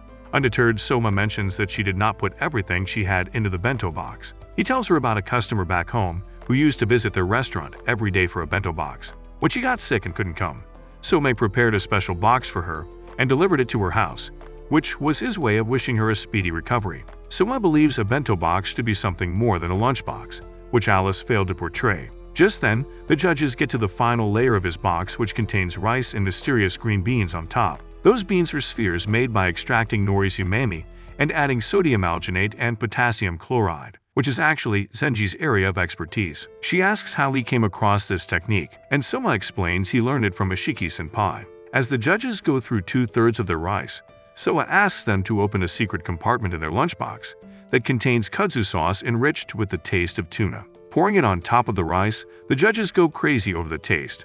But even then, Alice thinks her dish was better. That's when the director shuts her up, explaining that while she used slick methods to serve a cold bento box, Soma had thought ahead of her. First, he thought about a suitable container, and then infused it with flavors enhanced by warmth. The director believes that Alice's dish could have also been served in a sushi battle, meaning that she did not satisfy the proper theme of the contest. Lastly, Soma serves some of the rice to Alice, who is taken back to her childhood days upon tasting it. She recalls being left out by her own father and wanting to be the best cook there is, and on that cold night, Soma's dish gives her the warmth that she needs. Just then, the director and the judges collectively declare Soma the winner of the match, earning him a lot of praise from his friends and rivals alike. After the result is announced, Alice starts playing the V card, but Soma asks her to stop being a bitch and woman up. When he mentions being closer to becoming an elite, Alice vows to come back and beat him to it. As she walks off, Arena passes out a mean comment, prompting an argument between the two. Meanwhile, as Soma heads backstage, Megumi is there to congratulate him.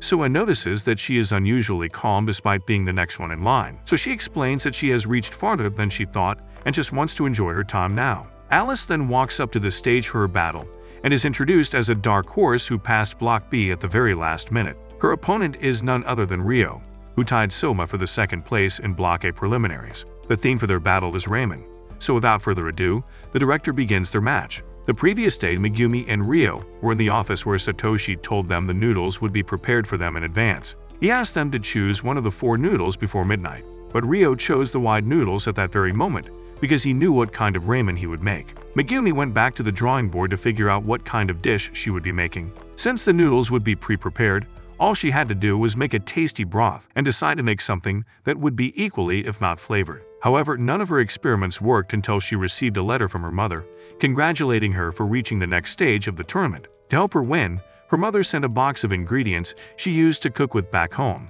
which gave her the right idea to implement in her match. Back in the arena, Soba looks around for a spot to sit and decides to sit with Megumi's OnlyFans subscribers. The judges explain that ramen is mainly made of noodles, toppings, and soup, and became super popular after the war due to its ease of access. And now, ramen has become a Japanese cuisine that is recognized globally with its limitless potential and depth of flavors. In this match, the main challenge is to provide flexibility in ramen along with good taste. Ryo's preliminary dishes were all fish-related, and he has continued the theme by making the broth out of fish heads and bones.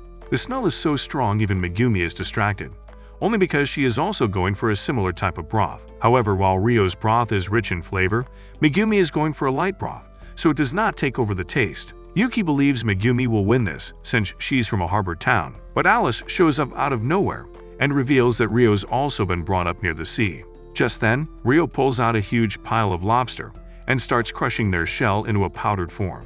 10 years ago, Alice ran into Ryo for the first time in a restaurant, and even though he told her it was closed, she walked in like she owned the place. When she asked to see the head chef, she was shocked to learn that Ryo had been running the place all by himself. However, Yuki's support for Megumi is still strong, so strong that it embarrasses her in front of the whole crowd. Ryo feels disgusted upon seeing the fangerling, claiming that a kitchen is a war zone where either you win or get eaten.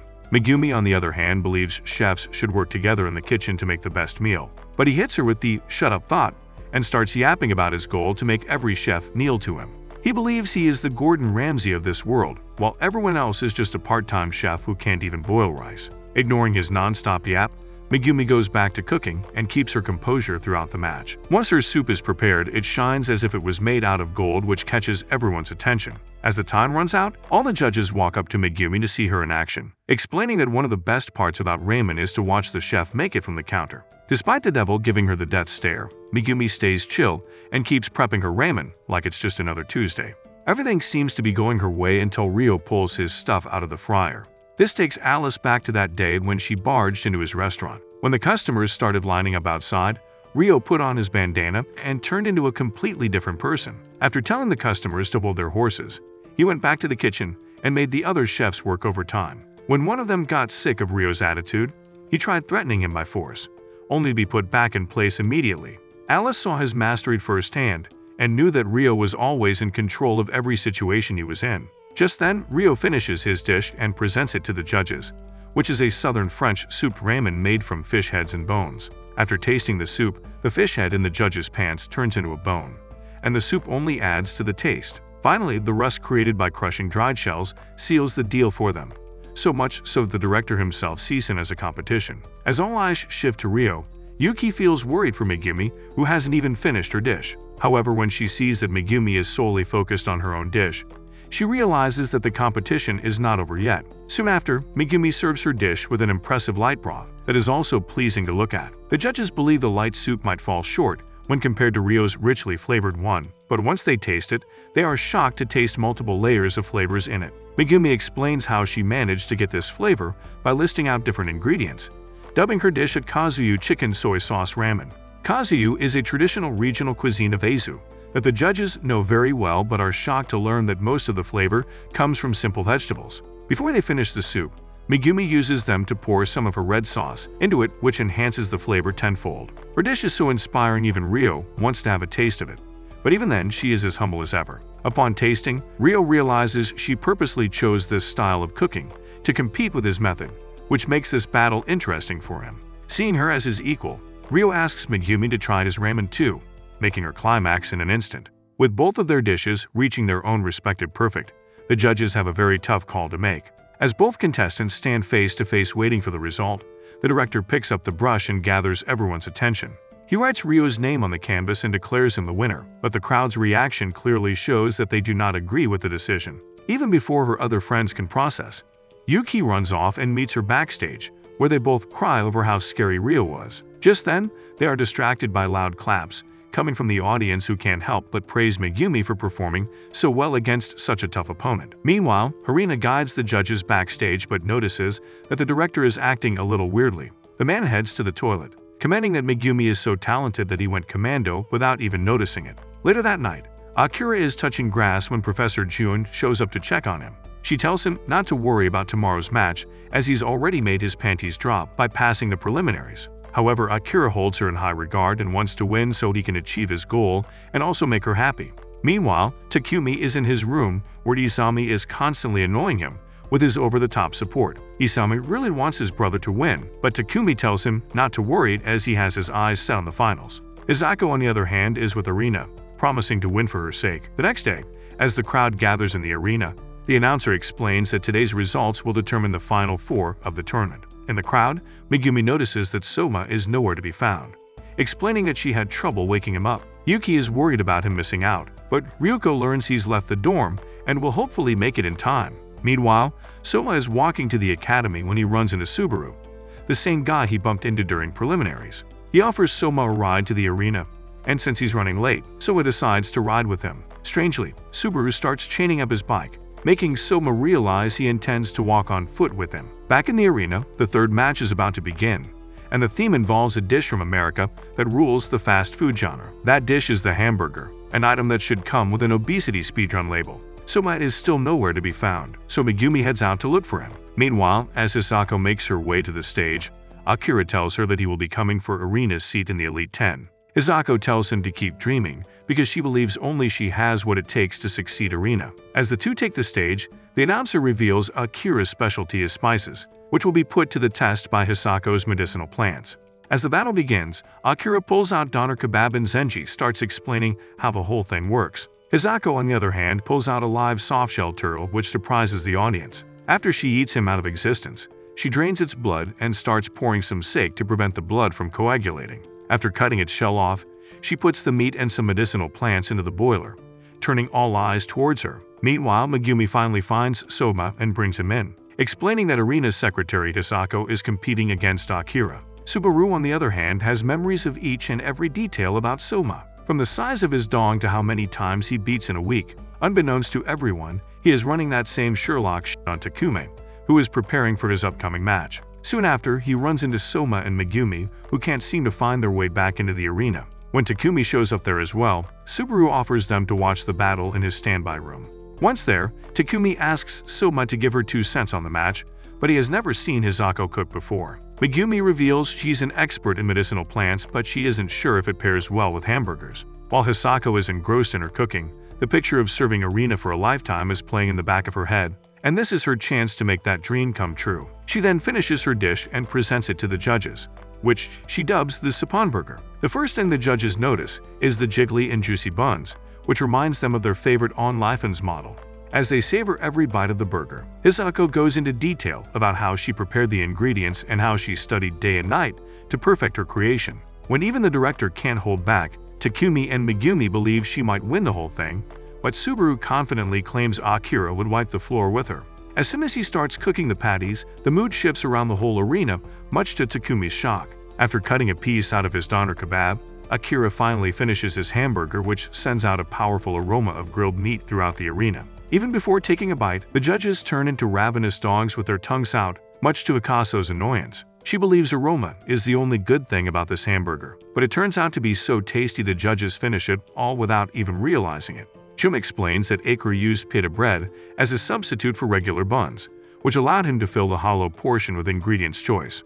Hisako is shocked to see the reactions, so Akira decides to school her. He explains he divided the burger into 4 segments, one of them being pickles. While he used top-tier pickles to enhance the taste, Hisako ended up using ginger as a substitute, which was a big mistake. He further adds that instead of regular pickles, he used an achar made from mustard oil, which enhanced the flavor. He also used dried mango powder and lemon juice to increase the acidity and used garlic and different spices as a cherry on top. He then walks up to Hisako and states that he is aiming for the top spot, so someone like her who wants to stay as a number 2 to Arina has no aura next to him. With that, the judges choose Akira as the winner by a long shot, leaving Hisako to shamefully walk back to Arina. However, she cannot face her after this humiliating defeat and runs off. Meanwhile, Etsuya walks into the waiting room and asks the non-candidates to skedaddle before the 4th match. Before Soma leaves, Takumi promises to meet him in battle again and settle their previous score. Before that, he will have to win today's match, so Soma wishes him the best of luck. On the way out, Megumi finds it weird how Subaru was able to predict the winner even before seeing Akira's dish, only to learn that he has a special talent. Meanwhile, Subaru is playing around with Takumi's cutting knife and mocks him for having one that is even duller than his brother Izami. Soon after, the fourth match between Takumi and Subaru is announced, but to everyone's surprise, it has been turned into a food war. The administration head Hisanao declares it an official battle, and the director agrees to play judge out of respect for the food war. The announcer explains that each judge will cast one vote, and the winner will be decided by whoever gets the majority of the votes. As both contestants walk on stage, Takumi throws his glove down, explaining to Subaru that picking it up means he accepts his challenge. In Italy, this is how they say, "Let's settle this like men." And if Takumi comes out on top, Subaru is going to be eating humble pie for trash-talking his brother. In the crowd, Megumi joins her friends, explaining that she got a little lost with Soma. Soma, on the other hand, realizes Subaru intended to make it into a food war from the start, because he is the type of guy who does extensive research before every match. By exploiting the weaknesses of his opponent, Subaru has managed to defeat 99 other chefs, and this is his 100th battle. As the battle begins, the crowd realizes both of them are using the exact same ingredients.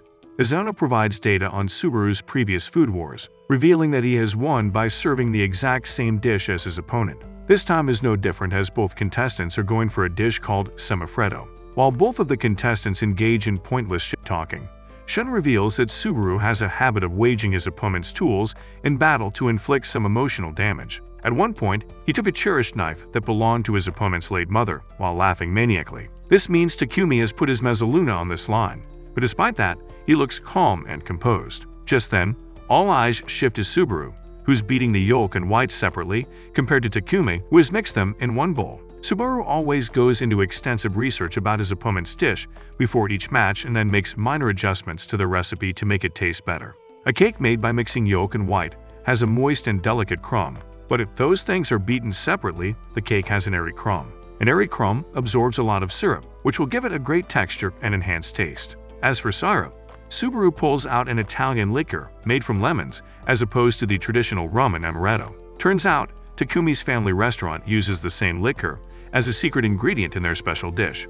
But it's not so secret after all. The judges question if such a match should even be allowed, but the director couldn't care less and claims the final product is the only thing that matters. Takumi, meanwhile, is one breath away from a nervous breakdown because his opponent has read him like an open book. With barely any time left, he starts doubting his dish and wonders if he should make some last-minute changes. However, he brushes it off and puts it in the oven, so now he can only make changes to toppings and sauce. When the cake is baked, Subaru's cake turns out to be darker than Takumi's because he used almond flour instead of the regular one.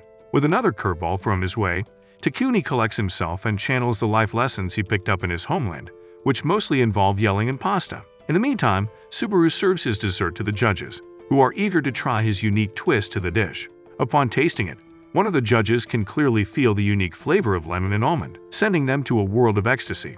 Judge Kakinoshin, on the other hand, is frustrated because he believes Subaru has broken the spirit of a food war. Despite that, he falls in love with the dessert with a single bite and believes Takumi has no shot at winning. When Takumi arrives with his dessert, the audience notices something different about it. Upon tasting it, the judges go into shock, unable to figure out how he managed to create this strong lemon flavor. Takumi explains that he's created a secret layer from lemon curd, a special jam-type thing used by the British royal family. He used lemon, eggs, and butter to create the curd, but since he ran out of butter, he used olive oil as a substitute that enriched the taste. Takumi masterfully blends an English vibe to his dessert while staying to his Italian roots, creating a brand new dish at the spot. He suddenly recalls his father giving them a bottle of olive oil before coming here, claiming that it would help them in time of need. Now he can't help but admire his brother for protecting their family name on such a big stage. However, things take a turn once again when Subaru starts laughing like he's auditioning for the next Joker movie. When Takumi asks why he's laughing, Subaru reveals he also added a secret ingredient to his cake, which turns out to be preserved lemons. Even Takumi's on-the-fly dish was predicted by Subaru, who had prepared a counter beforehand. Subaru had his opponent in the palm of his hand, stealing not only the bond he has with Isami, but also his shot at having a rematch with Soma. With that, Subaru is declared the winner of this match, advancing him to the semifinals of the tournament. Later, the squad heads back to the dorm to check up on Takumi, only to find Subaru inside. The man wants to have a private conversation with Soma, so he kicks everyone out of the room. Subaru reveals he will be going up against Soma in the semifinal, and wants him to turn it into a food war with their tools on the line. He further adds how he humiliated Takumi in front of the world, hoping that Soma would lose his cool and accept the challenge to avenge him. However, Soma declares him a pathetic loser, who takes advantage of other people's hard work with no creativity of his own. Soma confidently accepts his food war, with a twist that Subaru will have to put all the 100 tools he has won on the line. To balance out the odds, Soma promises to quit being a chef if he loses to a moron like him. Soma is so confident in his skills that he reveals what dish he will be making, only for his friends to barge in and stop him from this idiotic move. Akumi is more frustrated than the rest of them and barges off, finding it absurd that he's put his career on the line. However, Soma believes Subaru has crushed many dreams by collecting tools, but he wants to put an end to this and return them to their rightful owners. Meanwhile, Harina receives a letter from Hisako, who is too ashamed to face her, and decides to leave for the time being. However, Harina is sad because Hisako never asked how she felt about her loss. The next day, a boy with a camera shows up at the dorm, claiming to be a big fan of Soma. He introduces himself as Satsuda, a third year in the junior high division who is also a member of the journalism club. He wants permission to film Soma for this entire week, so he can make a documentary out of it. Soma utterly refuses, but Satsuda follows him to the academy and keeps pestering him until he agrees. Later, Soma is in the kitchen with Satsuda and decides to use him to enhance beef stew, the dish he'll be making in the semifinal. After some thorough explanation, Soma finally finishes the dish and Satsuda starts clicking pictures, like he spotted a wardrobe malfunction on a red carpet. When it's time to taste, his spoon cuts right through the meat and Satsuda can't help but enjoy every bite of it.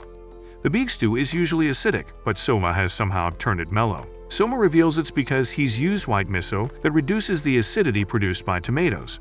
He recalls coming up with it back when he was a junior, and this was the first dish that got his father's approval. Satsuda believes this dish would be enough to beat Subaru, but Soma reveals he's served this exact thing to him just yesterday.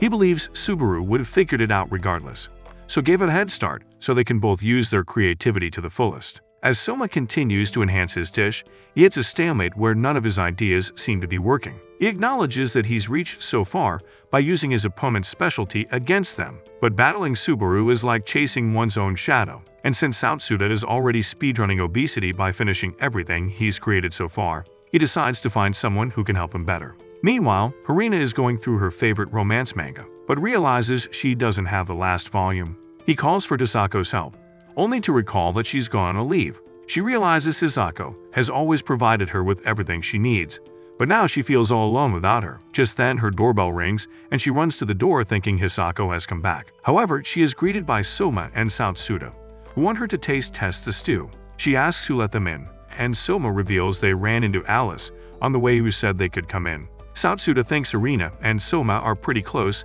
since they've shared a ride together, but in his version, the ride did not involve a car. Harina starts yapping about how they must follow a strict protocol to have her test their dish and turns them away. Before leaving, Soma notices the manga in her hand and mentions that someone in their dorm has the complete set, which urges her to change her mind.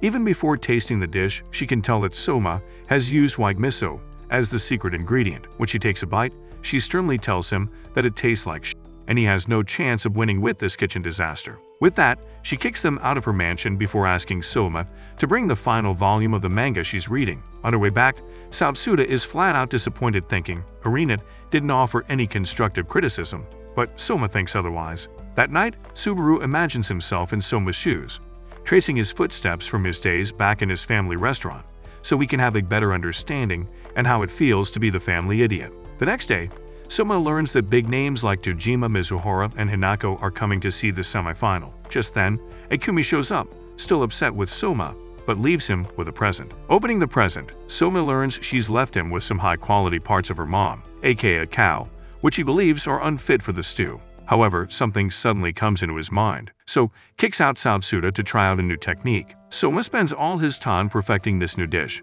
and in the blink of an eye, the day of the competition arrives. All the crowd fills the arena. Satsuda is eagerly waiting for Soma to show up. However, Sota walks past him without explaining anything. Meanwhile, Izumi finds a gloomy Takumi in his room and tells him that Soma wants him to watch his match. Soon after, both contestants arrive on stage, only to learn that their cooking will be judged by 5 of the former Elite 10 members. As the competition begins, the judges don't feel so confident in Soma's skills. Arina is watching the match from her booth, and even she believes Soma will finally bite the dust. However, she is shocked to see that Soma is using oxtail meat for the dish. Oxtail meat has the highest gelatin content of all beef cuts, and by using a similar method Hisako used in her Sapon burger, he will be able to deepen the flavor of white miso without destroying it. Despite thinking Soma was more clown than chef at first, Arina now suspects he might actually be crazy enough to make it to the finals. Their battle is like the battle on Goju Bridge, where Benki and Ashiwakamaru are clashing for the ultimate glory. Just then, Subaru pulls out fried bacon, but Akumi believes it might not be a good comparison to the oxtail. Arina, on the other hand, realizes he plans on using bacon as a garniture. Subaru claims Soma's recipe is intended for a beef stew that has been strained because it focuses only on sauce and meat, but that is where the garnish becomes a crucial factor, especially when Arina goes into detail about why it's so important. As the aroma spreads to the audience, Shun points out that Subari is using mesquite wood to smoke the bacon, a method that is almost never used in Japan. While Subaru is confidently garnishing his dish, Soma's lack of movement disappoints one of the judges, Taki, who believes Soma isn't prepared for the big stage. However, this sparks an argument between Hinako and Taki until Fuyumi tells them to take their bit somewhere else. Judge Jin is deeply focused on the battle and believes Soma is in deep trouble if he doesn't come up with something to counter this. Since he has put his career on the line, everyone worries for Soma, including Saotsuda, who suddenly realizes Subaru has broken into his room and accessed a lot of data regarding Soma from his computer. Saotsuda believes all of Soma's hard work will go to waste all because of him, but Soma suddenly pulls out a blue container. Turning to Taki, who's been flapping her gums behind his back, he unveils various cuts of beef for his dish and vows to take her on an unprotected culinary ride she won't forget. The man quickly cuts them into pieces and marinates them with olive oil before putting them in the oven.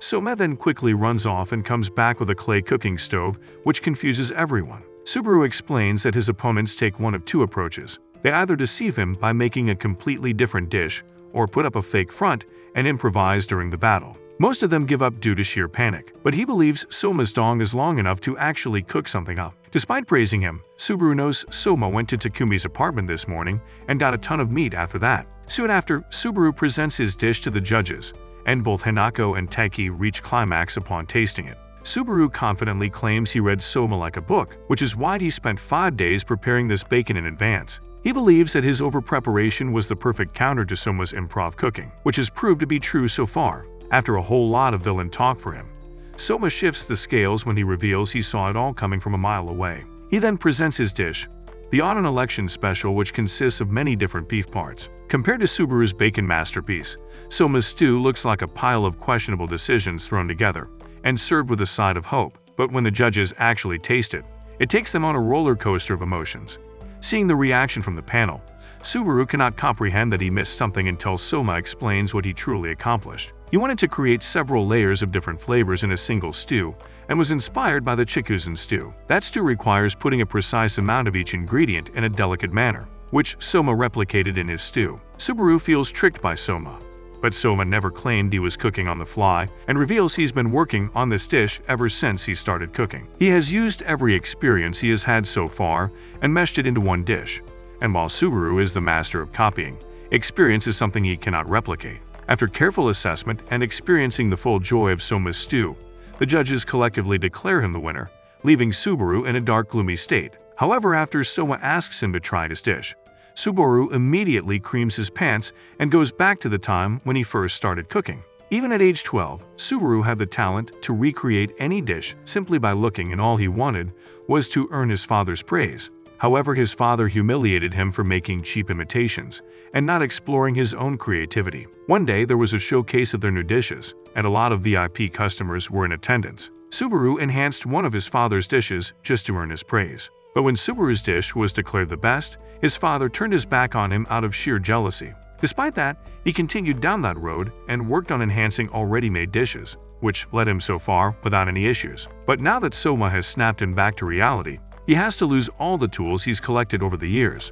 Soma immediately declares that he will be returning the tools to their rightful owners, who rush the stage to get their respective pieces. One of them especially thanks Soma, revealing that this knife belongs to her mother, who passed it on to her. After she leaves, Subaru finally accepts defeat and vows never to cook again, but Soma smacks him on the head and tells him to keep it up. Just then, Takumi shows up all pumped and issues another challenge to Subaru for the future, planning to mop the floor with him next time. He then gives his mezzaluna to Soma, so he can take it back from him after he defeats him in a food war. After he leaves, Soma tells Subaru that he can never break the spirit of a true chef, and even when things go wrong one day, the shop must be opened on the next one. Leaving him with this life lesson, Soma meets Arina midway and vows to dethrone her in the near future. Meanwhile, Akira is training his senses with Jun by guessing the ingredients in front of them just by smell and then coming up with dishes he can create with them. On the other hand, Ryo's doing push-ups like he's training to beat the ingredients into submission. Just then, Alice walks into the room and unloads the whole room spray because it smells like shit. The next day, Ryo is more than ready to take Akira down, stating he won't lose to someone's assistant. Soma's in the VIP room, not because he belongs there, but because annoying Arena while catching the match is his idea of multitasking. The judges announce the match, leaving it a Western-style competition, just like the previous semifinal. As the battle begins, Akira pulls out a duck to begin, and all the judges are curious to see how they can mix spices to enhance the flavor. Everyone, including Soma, believes Akira has the advantage in this match, and even Arena comments that although Ryo is really good, his dishes lack spirit. This is why she was surprised to see his original creation during the preliminaries. Just then, Alice shows up and starts yapping about Ryo's true potential, which cannot be measured by logic alone. When Ryo pulls out a Neil, both Soma and Arena cannot figure out what he's trying to make with it. Alice explains that Ryo was raised in a kitchen that looked like hell, so all he had for his survival were his raw skills. Because of that, Ryo developed an absolute focus on taste, and once he smells the taste of victory, it is over for the other party. Alice herself might be a better cook than Ryo, but even she admits that she does not have the same passion to win as him. The judges dub this battle as a fight between a Stellar's sea eagle that flies high versus a tiger that drags the prey down to the ground. Ryo comments on Akira's lack of passion for winning, but with a nose like his, Akira can smell him pissing his pants from a mile away. After he finishes frying, the multi-flavored aroma spreads throughout the arena, making the judges melt. Taki notices that Ryo has gone silent ever since, believing that he might have been discouraged. However, Alice knows Ryo doesn't give a single F about the crowd, and is solely focused on frying the eel. Using his heightened senses, he waits for the perfect moment to add other ingredients, and Arena quickly realizes he's going for a maplot, a cooking method where fish is braised with wine. After that, he wraps it with a layer of fat and starts preparing other ingredients. Just when he thinks he has a bigger schlong, Akira unzips his pants and pulls out his ace, which is the spices. After he's finished, the rich aroma fills the entire arena, and Akira presents canard apicius to the judges. This specific dish is said to have been loved by Apicius, a gourmand in the Roman times. After tasting the dish, the judges turn into onlifens, models cosplaying as ducks, which signifies that Akira has landed a knockout blow to Ryo by playing all the right cards. However, Ryo gets back up on his feet, excited to have sensed passion from his opponent. With oozing confidence, Ryo presents his dish, the eel maplot. The fat he's used has increased the juiciness, and while Taki is busy giving the details, he tells her to shut up and eat. After tasting the dish, the judges are hit with an electrifying feeling in their mouths. Taki is the first one to figure out that Ryo is hidden plums inside the eel. He then asks the judges to take the mashed potatoes and dip them in the sauce, and even though Taki can't stand his guts, she can't resist the urge to wrap her lips around Ryo's so-called masterpiece. After tasting the mashed potatoes, the judges go into full-on ecstasy, making Akira feel like prey. When it is time to declare the winner, the judges freeze because they can't decide a winner for this match. Hanako stands up first and votes in favor of Akira, followed by Fuyumi, who seconds him with a second vote. The audience thinks it's already decided, but Jin votes for Ryo, explaining that he feels explosive masculinity from the eel. Teki cannot choose one because both of them created a near-perfect dish, but she ends up voting for Ryo to tie the score. Sanoka is the last judge remaining, and her vote will decide who gets to face Soma in the finals. When all eyes are set on her, she says she cannot decide on over the other, which infuriates Ryo. However, Jin stands up to protect her and asks the organizers to have a word with him. He explains that if this was a food war, it would end in a draw and a rematch would be held at a later date to decide the winner. But since this is the autumn selection, Satoshi claims that a rematch is out of the picture. As a result, Jin proposes that they let both of them advance to the finals, which will make it the first three-way finals in the history of autumn selection. Just then, the director shows up and accepts the proposal, sending both of them to face Soma in the finals. Akira was 1 point ahead of Soma, and Ryo had the same points as him in the preliminaries, so he is ready to hit two birds with one stone in the finals. After interviews, Satoshi breaks the ice and reveals the theme of finals, the Pacific Sori. In the past, it was considered a lowbrow fish eaten only by commoners, but it is now served in high-end restaurants all over the world. With the theme revealed, Satoshi gives the contestants 10 days to prepare for the most anticipated match of the entire tournament. That night, Soma is in his room going through his stuff when Megumi joins him. She asks where he's off to, and Soma reveals he's heading to the fish market. She wants to go with Soma, so the man waits outside while she puts a kilo of makeup on her face. Later, the two reach the market and Megumi is excited to see so much activity. After some looking around, they finally find Pacific Story, and Soma is confident, because he often cooked it during fall at Yukihira. Just then, they cross paths with Rio and Alice, who have come here to buy the same fish. They go into a pointless argument over what are the signs of a fresh Pacific Story, and even though Rio asserts his dominance by running his mouth, Soma straight up pulls one from the pack. He declares it the best one this shop has to offer, but Rio pulls out a different piece and claims his pick is better. Since they are at odds, they decide to have a small competition to see which one is right and cut it open so Megumi can be the judge. After tasting, she reveals Rio's piece is better, much to Soma's surprise. After Alice gives her long-winded explanation, Rio makes her look like a fool by casually claiming he used a method that has absolutely nothing to do with what she just said.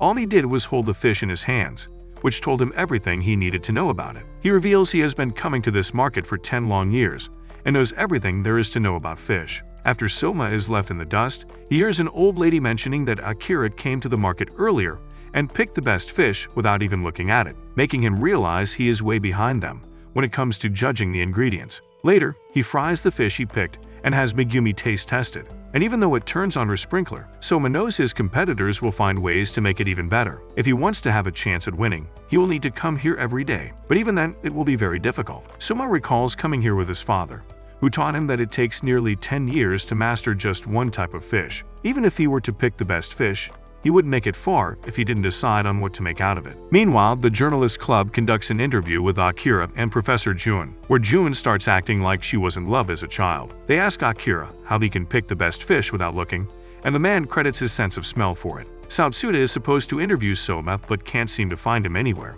making others think he is slacking. They ask Rio how he feels about Soma being behind schedule, but the man claims he couldn't care less about his competitors. When the interviewers start pestering him, he gets furious and kicks them out. Both Rio and Akira are hard at work and perfecting their dish, all while Soma is posing as the poster child for depression. However, as he gets some insights from Fumio, he finally gets an idea. Coming back to the dorm, he gathers Shun, Ryoko, and Akumi, only to explain that he will not be going to the fish market on the day of the final. In fact, he will buy his fish 2 days prior and age it for the match. Ryoko specializes in rice malt, Shun is good at smoking, and all of them are experts in aging methods, so Soma makes them all work together so they can bring the trophy home. The next day, he tries 3 different methods for aging, all of which will take approximately 3 days to work. With 9 days left, they will only have 2 shots at making the perfect dish, which Soma believes is not enough. This is why, after putting all 3 methods to the test, Soma uses the first 3 days to go back and forth to the fish market to learn new things. After 3 days,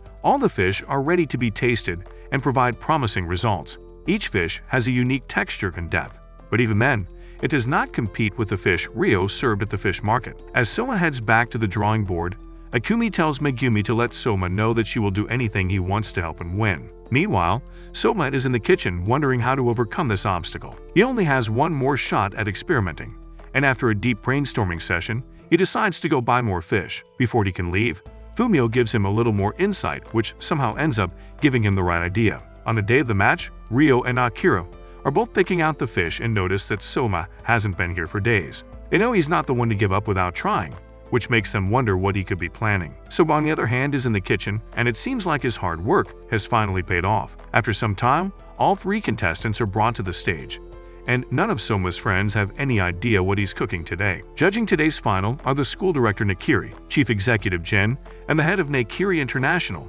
Nakiri herself.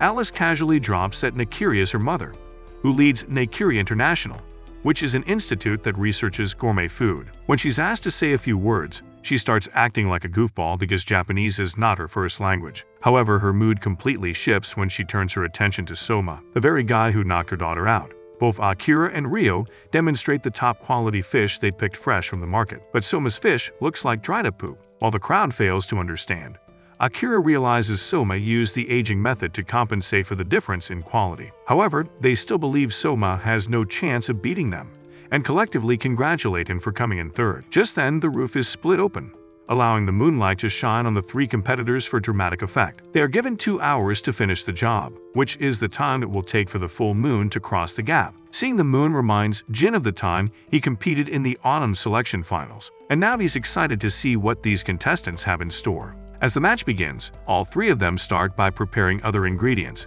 knowing all too well that too much work on the fish will ruin its taste. Judging by Rio's assortment of ingredients, the experts believe he is going for a dish called acqua pazza, which is popular in southern Italy. The dish does not have much seasoning to it, so Irina explains that the quality of the ingredients is of the utmost importance in this case. Jin comments on how calm Rio looks on stage, and Alice reveals it's because he has battled her countless times, which has boosted his confidence.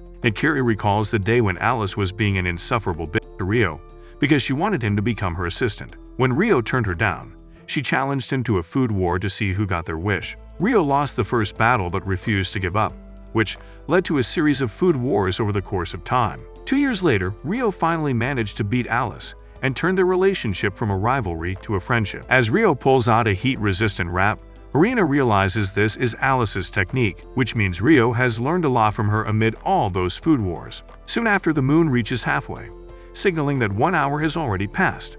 Just then, finishes preparing his dish and thwarts Akira's attempts to talk him down. After that, the man carries the stuff over to the judges, while the moonlight gives him a dramatic spotlight. As soon as the judges open the wraps, the smell takes them to the middle of the ocean where they can feel each ingredient separately. Rio explains that while his dish is the same as acqua pazza, wrapping them in a heat-resistant film turns it into a cartoccio.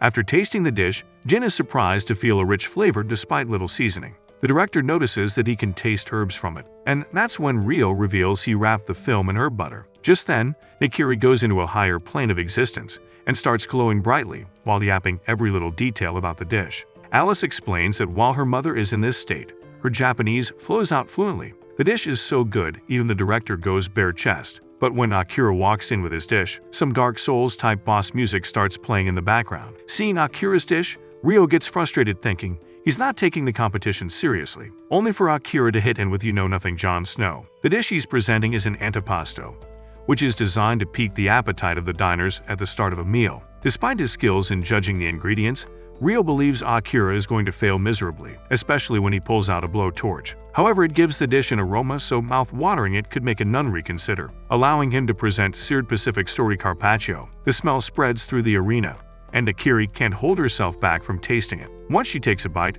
the dish is so explosive, it puts both her assets on display. Despite her feeling a ton of spices in the dish, the director reveals Akira only used one spice for this one. Even when his specialty is spices, he managed to elevate the taste of the seasonal fish by removing them from his dish. All he did was use kashi, a mixture of soy sauce, mirin, and sake, which is considered an all-purpose seasoning for most Japanese dishes. The judges realize that both Rio and Akira have reached new heights just after their recent battle. But Akira is one step ahead of Rio because of his expertise in multiple areas. As the crowd cheers for Akira, the time is about to run out and Soma is yet to finish his dish. Soon after, Soma walks to the judges with the hall echoing with his footsteps. Without any complicated bullshit, Soma uncovers to reveal a salted rice brand Pacific story, and all of his fangirls are excited to see what he has in store. Despite initial doubts, Soma has once again proved to everyone that he also belongs on the top stage with Akira and Rio. After the judges taste his dish, they shower him with compliments, but he gives all the credit to Fumio and his friends who helped him come up with the final product. Using their expertise, Soma managed to come up with his own aging method, and like a fine swordsmith who forges steel into a fine blade, he has created a weapon of his own. Meanwhile, Satoshi notices that despite this year's autumn selection being a blast, Etsuya looks a little pale in comparison. Even though Etsuya pretends to enjoy it, Satoshi figures he was the one who deployed Subaru to target Soma. He had Subaru crush Takumi in front of the world, so Soma would be peer-pressured into accepting his challenge. He schemed in the shadows like some discount villain, but Soma turned the tables by not just reaching the finals, but absolutely clowning on him there. Just then, the judges declare the end of the battle, but Soma reveals his dish is not complete yet, shocking everyone with a simple white soup. Alice believes he's using the same trick he used against her, but Irina senses something different. Once the director pours it onto the rice and tastes it, he immediately goes bare-chest without saying a word. Someone explains that he used soy milk, with a hint of miso and Parmesan cheese to create this soup. Alice goes into the deep anatomy of the molecular structure of the dish, and Irina compliments the combination of this soup with the fish. Just then, one of the judges notices something additional in the rice, which Soma reveals are crunchy pickled plums. Kiri goes into a whole yapping session in fluent Japanese, taking him back to the time she first met her lover. The audience is shocked to see Soma earn such high praise, and Satoshi uses this opportunity to tell Etsuya that articles that bash Soma sell more than the others. This is because he called this school a stepping stone when he first got here. He went toe-to-toe with Akira and defeated both Alice and Subaru, and despite that, many people refused to acknowledge him as the Walmart tribal chief. Satoshi met Soma's father earlier, who told him Soma did not have any major talent for being a cook, but what he had was an unbreakable spirit. He explained how other people would admit defeat if something fell out of their expertise, but Soma had the guts to challenge his own weaknesses head-on, which differentiated him from the others. While others have a natural-born talent for cooking, Soma's journey is solely based on hard work, and people don't acknowledge him because it'd mean admitting their own lack of effort. However, Satoshi believes that the tide will turn completely after this battle. All eyes are now set on the judges, and the director begins by praising all three contestants for their unique flavor and creativity. He believes all three were on par with each other when it comes to cooking skills alone. When it comes to the choice of ingredients, Akira and Ryo are miles ahead of Soma, but he is able to bridge that gap through his creativity. Since all three dishes are nearly equal, the vote will be decided on the essence of the chef. Nakiri explains that a dish brimming with originality allows one to imagine what the chef wanted them to taste. But right before the judges reveal who won, Akira goes back 8 years in the past when he found himself when his parents declared him a bedtime mishap. He was rescued from the slums by Jun, who was studying under Professor Hagama at that time. From that day on, Akira became a total simp to repay her for changing the course of his life. However, Jun started worrying that she was making Akira put his life into something he didn't want to do. Unaware that this was exactly what Akira wanted, Jun was the one who gave him a purpose in life. So Akira wanted to win to put a smile on her face. As he snaps back to reality, the director announces him as the winner, making the crowd go wild. Just then, Jun runs up to the stage, her eyes filled with tears, and congratulates him on winning. Akira gets lost in the moment and embraces her, which is out of character for him. Jin realizes Akira has been fighting with himself all this time and gives him some words of wisdom.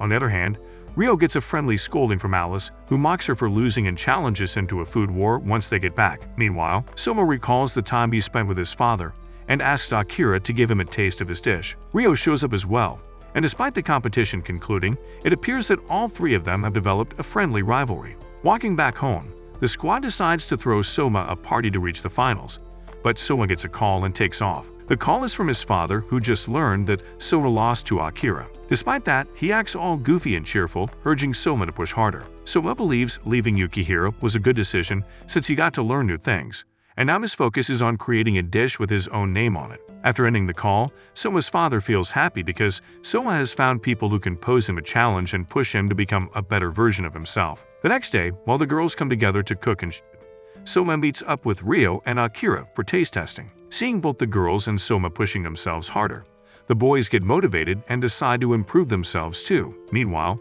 Jun tells the boys to enjoy this time because they will soon be tossed into the stage air. Later, Soma presents 2 omelet wraps to Ryo for taste testing and asks Jun to give them details on the stage air. She reveals it's part of a training program where students are sent to restaurants or food manufacturers so they can develop their skills. Ryo finds it pointless because he thinks he's better than most pros, but the course is mandatory. Additionally, the students must give their best to maintain a good image of their academy or they get expelled. Not only do they need to behave but also leave a visible mark to pass this test. A few days later, Soma is at the station waiting for his pair to show up, who turns out to be Hisako. She immediately starts acting like a bitch, showing no interest in working with Soma. Despite her insufferable behavior, Soma accompanies her to their new workplace, which happens to be a small Western-themed restaurant. Just then, all the customers barge out angry because their orders are taking too long. After they leave, Hisako and Soma introduce themselves to the owner of the place, Mitamura, who wants their autographs. He believes they will become one of the greats in the world,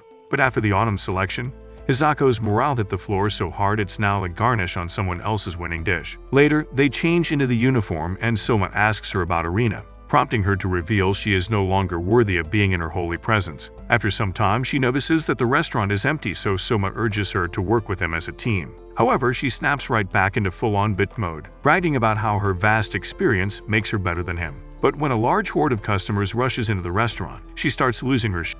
Mitamura explains that their restaurant used to be a regular joint, but when a bullet train was built in the area, people started rushing to the restaurant to grab a quick bite. Now this chaos is a daily routine for the restaurant, and this is where Hisako and Soma will be tested. Just as they barely make it through the first batch, another set of customers arrives, and everyone gets overwhelmed. That's when Soma shines by not only taking quick orders but also preparing them at tremendous speeds. When Soma asks Hisako to fix a wrong order, her ego nearly combusts on the spot, but she reluctantly follows orders. At night, when the restaurant closes, Matamura thanks Soma for stepping up and saving their sorry asses. Even Hisako can't help but praise Soma, but is surprised when the chefs praise her for keeping up to the speed. Meanwhile, Harina is paired with Megumi but starts arguing with the head chef Kasayama on the first day because she doesn't want to be reduced to a dishwasher. On the third day of the internship, Hisako notices a picture of the restaurant, which was taken when Matamura's father used to run the place. The old man was loved by the locals, and Matamura only wants to follow in his father's footsteps. Just then, she notices Soma lost in the thought and pokes the bear. Soma wonders how the others are doing, and Hisako believes Arina must be doing well without her. Turns out the customers love the improved taste at her restaurant, and she has completely taken over the kitchen from Kasayama. She is so confident in her skills that she starts advising the head chef on how to improve the taste. Even though the man is furious, he has to abide by her, because she has improved the taste quite a bit. As Soma walks back home, he believes something is missing, but Hisako thinks everything is going just as intended. He turns around and asks if this is where she really wants to be but leaves before she can answer. The next day, Hisako goes through the charts and learns that the sales have gone up by quite a bit ever since they joined. However, this means things will come crashing down as soon as they leave. Finally understanding what Soma meant, she holds an emergency meeting with the staff. Meanwhile, Megumi is stuck being a dishwasher, worried that she won't be able to make an impact with Arina around. She sums up the courage to suggest a change in the menu, only to get scolded by Kasayama. However, Arina encourages her to speak, so she gives out her suggestion regarding the sauces. While washing the dishes, she notices a lot of leftovers and believes they aren't serving the right amount, which impresses Arina. She suggests serving the sauce in a separate container, but Kasayama brushes them off, claiming it is his kitchen. Just then, a waiter arrives and reveals one of the customers is asking for more sauce, which proves Megumi's point. Matamura gathers everyone and explains they will need to hire more staff before Soma and Hisako leave, but it will be difficult to fill in their shoes. That's when Hisako suggests cutting the menu down, believing that having so many dishes is a liability. However, her suggestion received a lot of criticism because the menu has been their trademark for decades. That's when Soma steps up and asks what's the point of serving so many things if they are not made perfectly. To fix this issue, the restaurant takes a different approach by only serving customers who have made reservations beforehand. Initially, Soma's idea met a lot of skepticism because this could cost the restaurant a lot of customers, but after some encouragement from Hisoka, they decided to go for it. Soon after, Matamura got a reservation from an old customer who stopped coming because the place was always so rushed. However, since Soma has proposed the reservation-only model, all the old customers are popping back in. Unbeknownst to them, Kazu from the Academic Affairs Division is keeping a keen eye on the place and believes Soma and Hisako have overcome one of the criteria for passing the stage air. That night, she lets them know they've passed the first phase and will receive the location of their next restaurant by tomorrow. Meanwhile, Erna gives Megumi a ride in her limo and asks how she's unknown, despite having those massive talents. She gives credit to Soma for helping her come this far, which obviously ticks Arina off because she hates his guts. Megumi then asks about Hisako, which makes the situation even worse. Meanwhile, Hisako reveals she always wanted to be behind Arina, but cannot face her now after suffering a defeat by Akira. Soma also loses to Akira and motivates her to keep pushing, explaining that life must go on despite the losses. To give her a reason to visit Arina, he gives her the manga she promised Arina, prompting her to rush back. Meanwhile, Shinomiya receives a call from her assistant, who lets him know that a student will be joining him as the opening staff of his new place. Chef Jin has personally asked him to accept the student, taking Shinomiya to the time he insulted Jin for lacking talent. Shinomiya says he won't accept anyone other than the finalists of the autumn selection, only to learn that Soma is waiting outside his door. While Shinomiya is intrigued, Soma thinks this is a big opportunity for him to hone his skills. Leaving a mark on Shinomiya will not be an easy task, but this is something he must do to evolve as a chef. Surprisingly, Shinomiya hands him all the cleaning equipment and makes him clean the interior. Service manager Gao reminds him they have to create the menu as well, and Meat Chef Lucy suggests hiring contractors. Shinomiya says they don't have the budget, so they must do everything on their own. Turns out, all his investors who backed his flagship restaurant opposed opening this one, so he cannot ask them for money. Gao and Lucy then introduce themselves to Soma, revealing they came here from the main restaurant to support the opening. They'd also have Abel, the main chef at the flagship restaurant, who will work here until things settle down. Just then, Shinomiya asks Soma to help him lift a cabinet, which makes Abel jealous because he is still not so casual about Shinomiya even after working together for years. However, the girls believe Shinomiya has gotten a lot nicer ever since he returned from Japan. Meanwhile, Shinomiya asks Soma why he's excited to work here, reminding him that it would have been much easier if he went to a local restaurant to pass the stage air. Soma believes coming here would improve his skills significantly, allowing him to create a dish with his name on it. Later, as the staff finishes setting up, Shinomiya decides to cook them a meal much to everyone's surprise. They watch the master at work and are presented with a dish called quiche, which has recently made its way to Paris. The taste is so explosive it leaves them all in their undergarments, and Soma immediately figures he's used burdock root to develop a crunchy texture. While everyone else sings songs of his praise, Shinomiya himself is not so impressed by the taste and asks Abel to get the wine. Afterward, he promises to take Soma a new heights if he promises to do exactly as he says. The following night, Shinomiya asks Soma to prepare for a soft opening, which Go explains is a trial run before the actual opening. Only close friends would be invited to see how the staff works, and dishes will be changed every day to suit the customer's needs. On the final day, they will have a staff competition for new menu items, so Soma can have an item of his choosing. Just then, Lucy arrives and assigns him the task he'll be doing for the day. Everything seems to be going smoothly until the first guest arrives, which suddenly changes the mood in the entire kitchen. After orders from Shinomiya, everyone gets to work like their life depends on it. And Shinomiya tells Soma to make no unnecessary noise or he'll be kicked out. The three of them work at tremendous speeds and make the guests feel like cheap Harry Potter extras, and Soma is barely keeping up with their pace.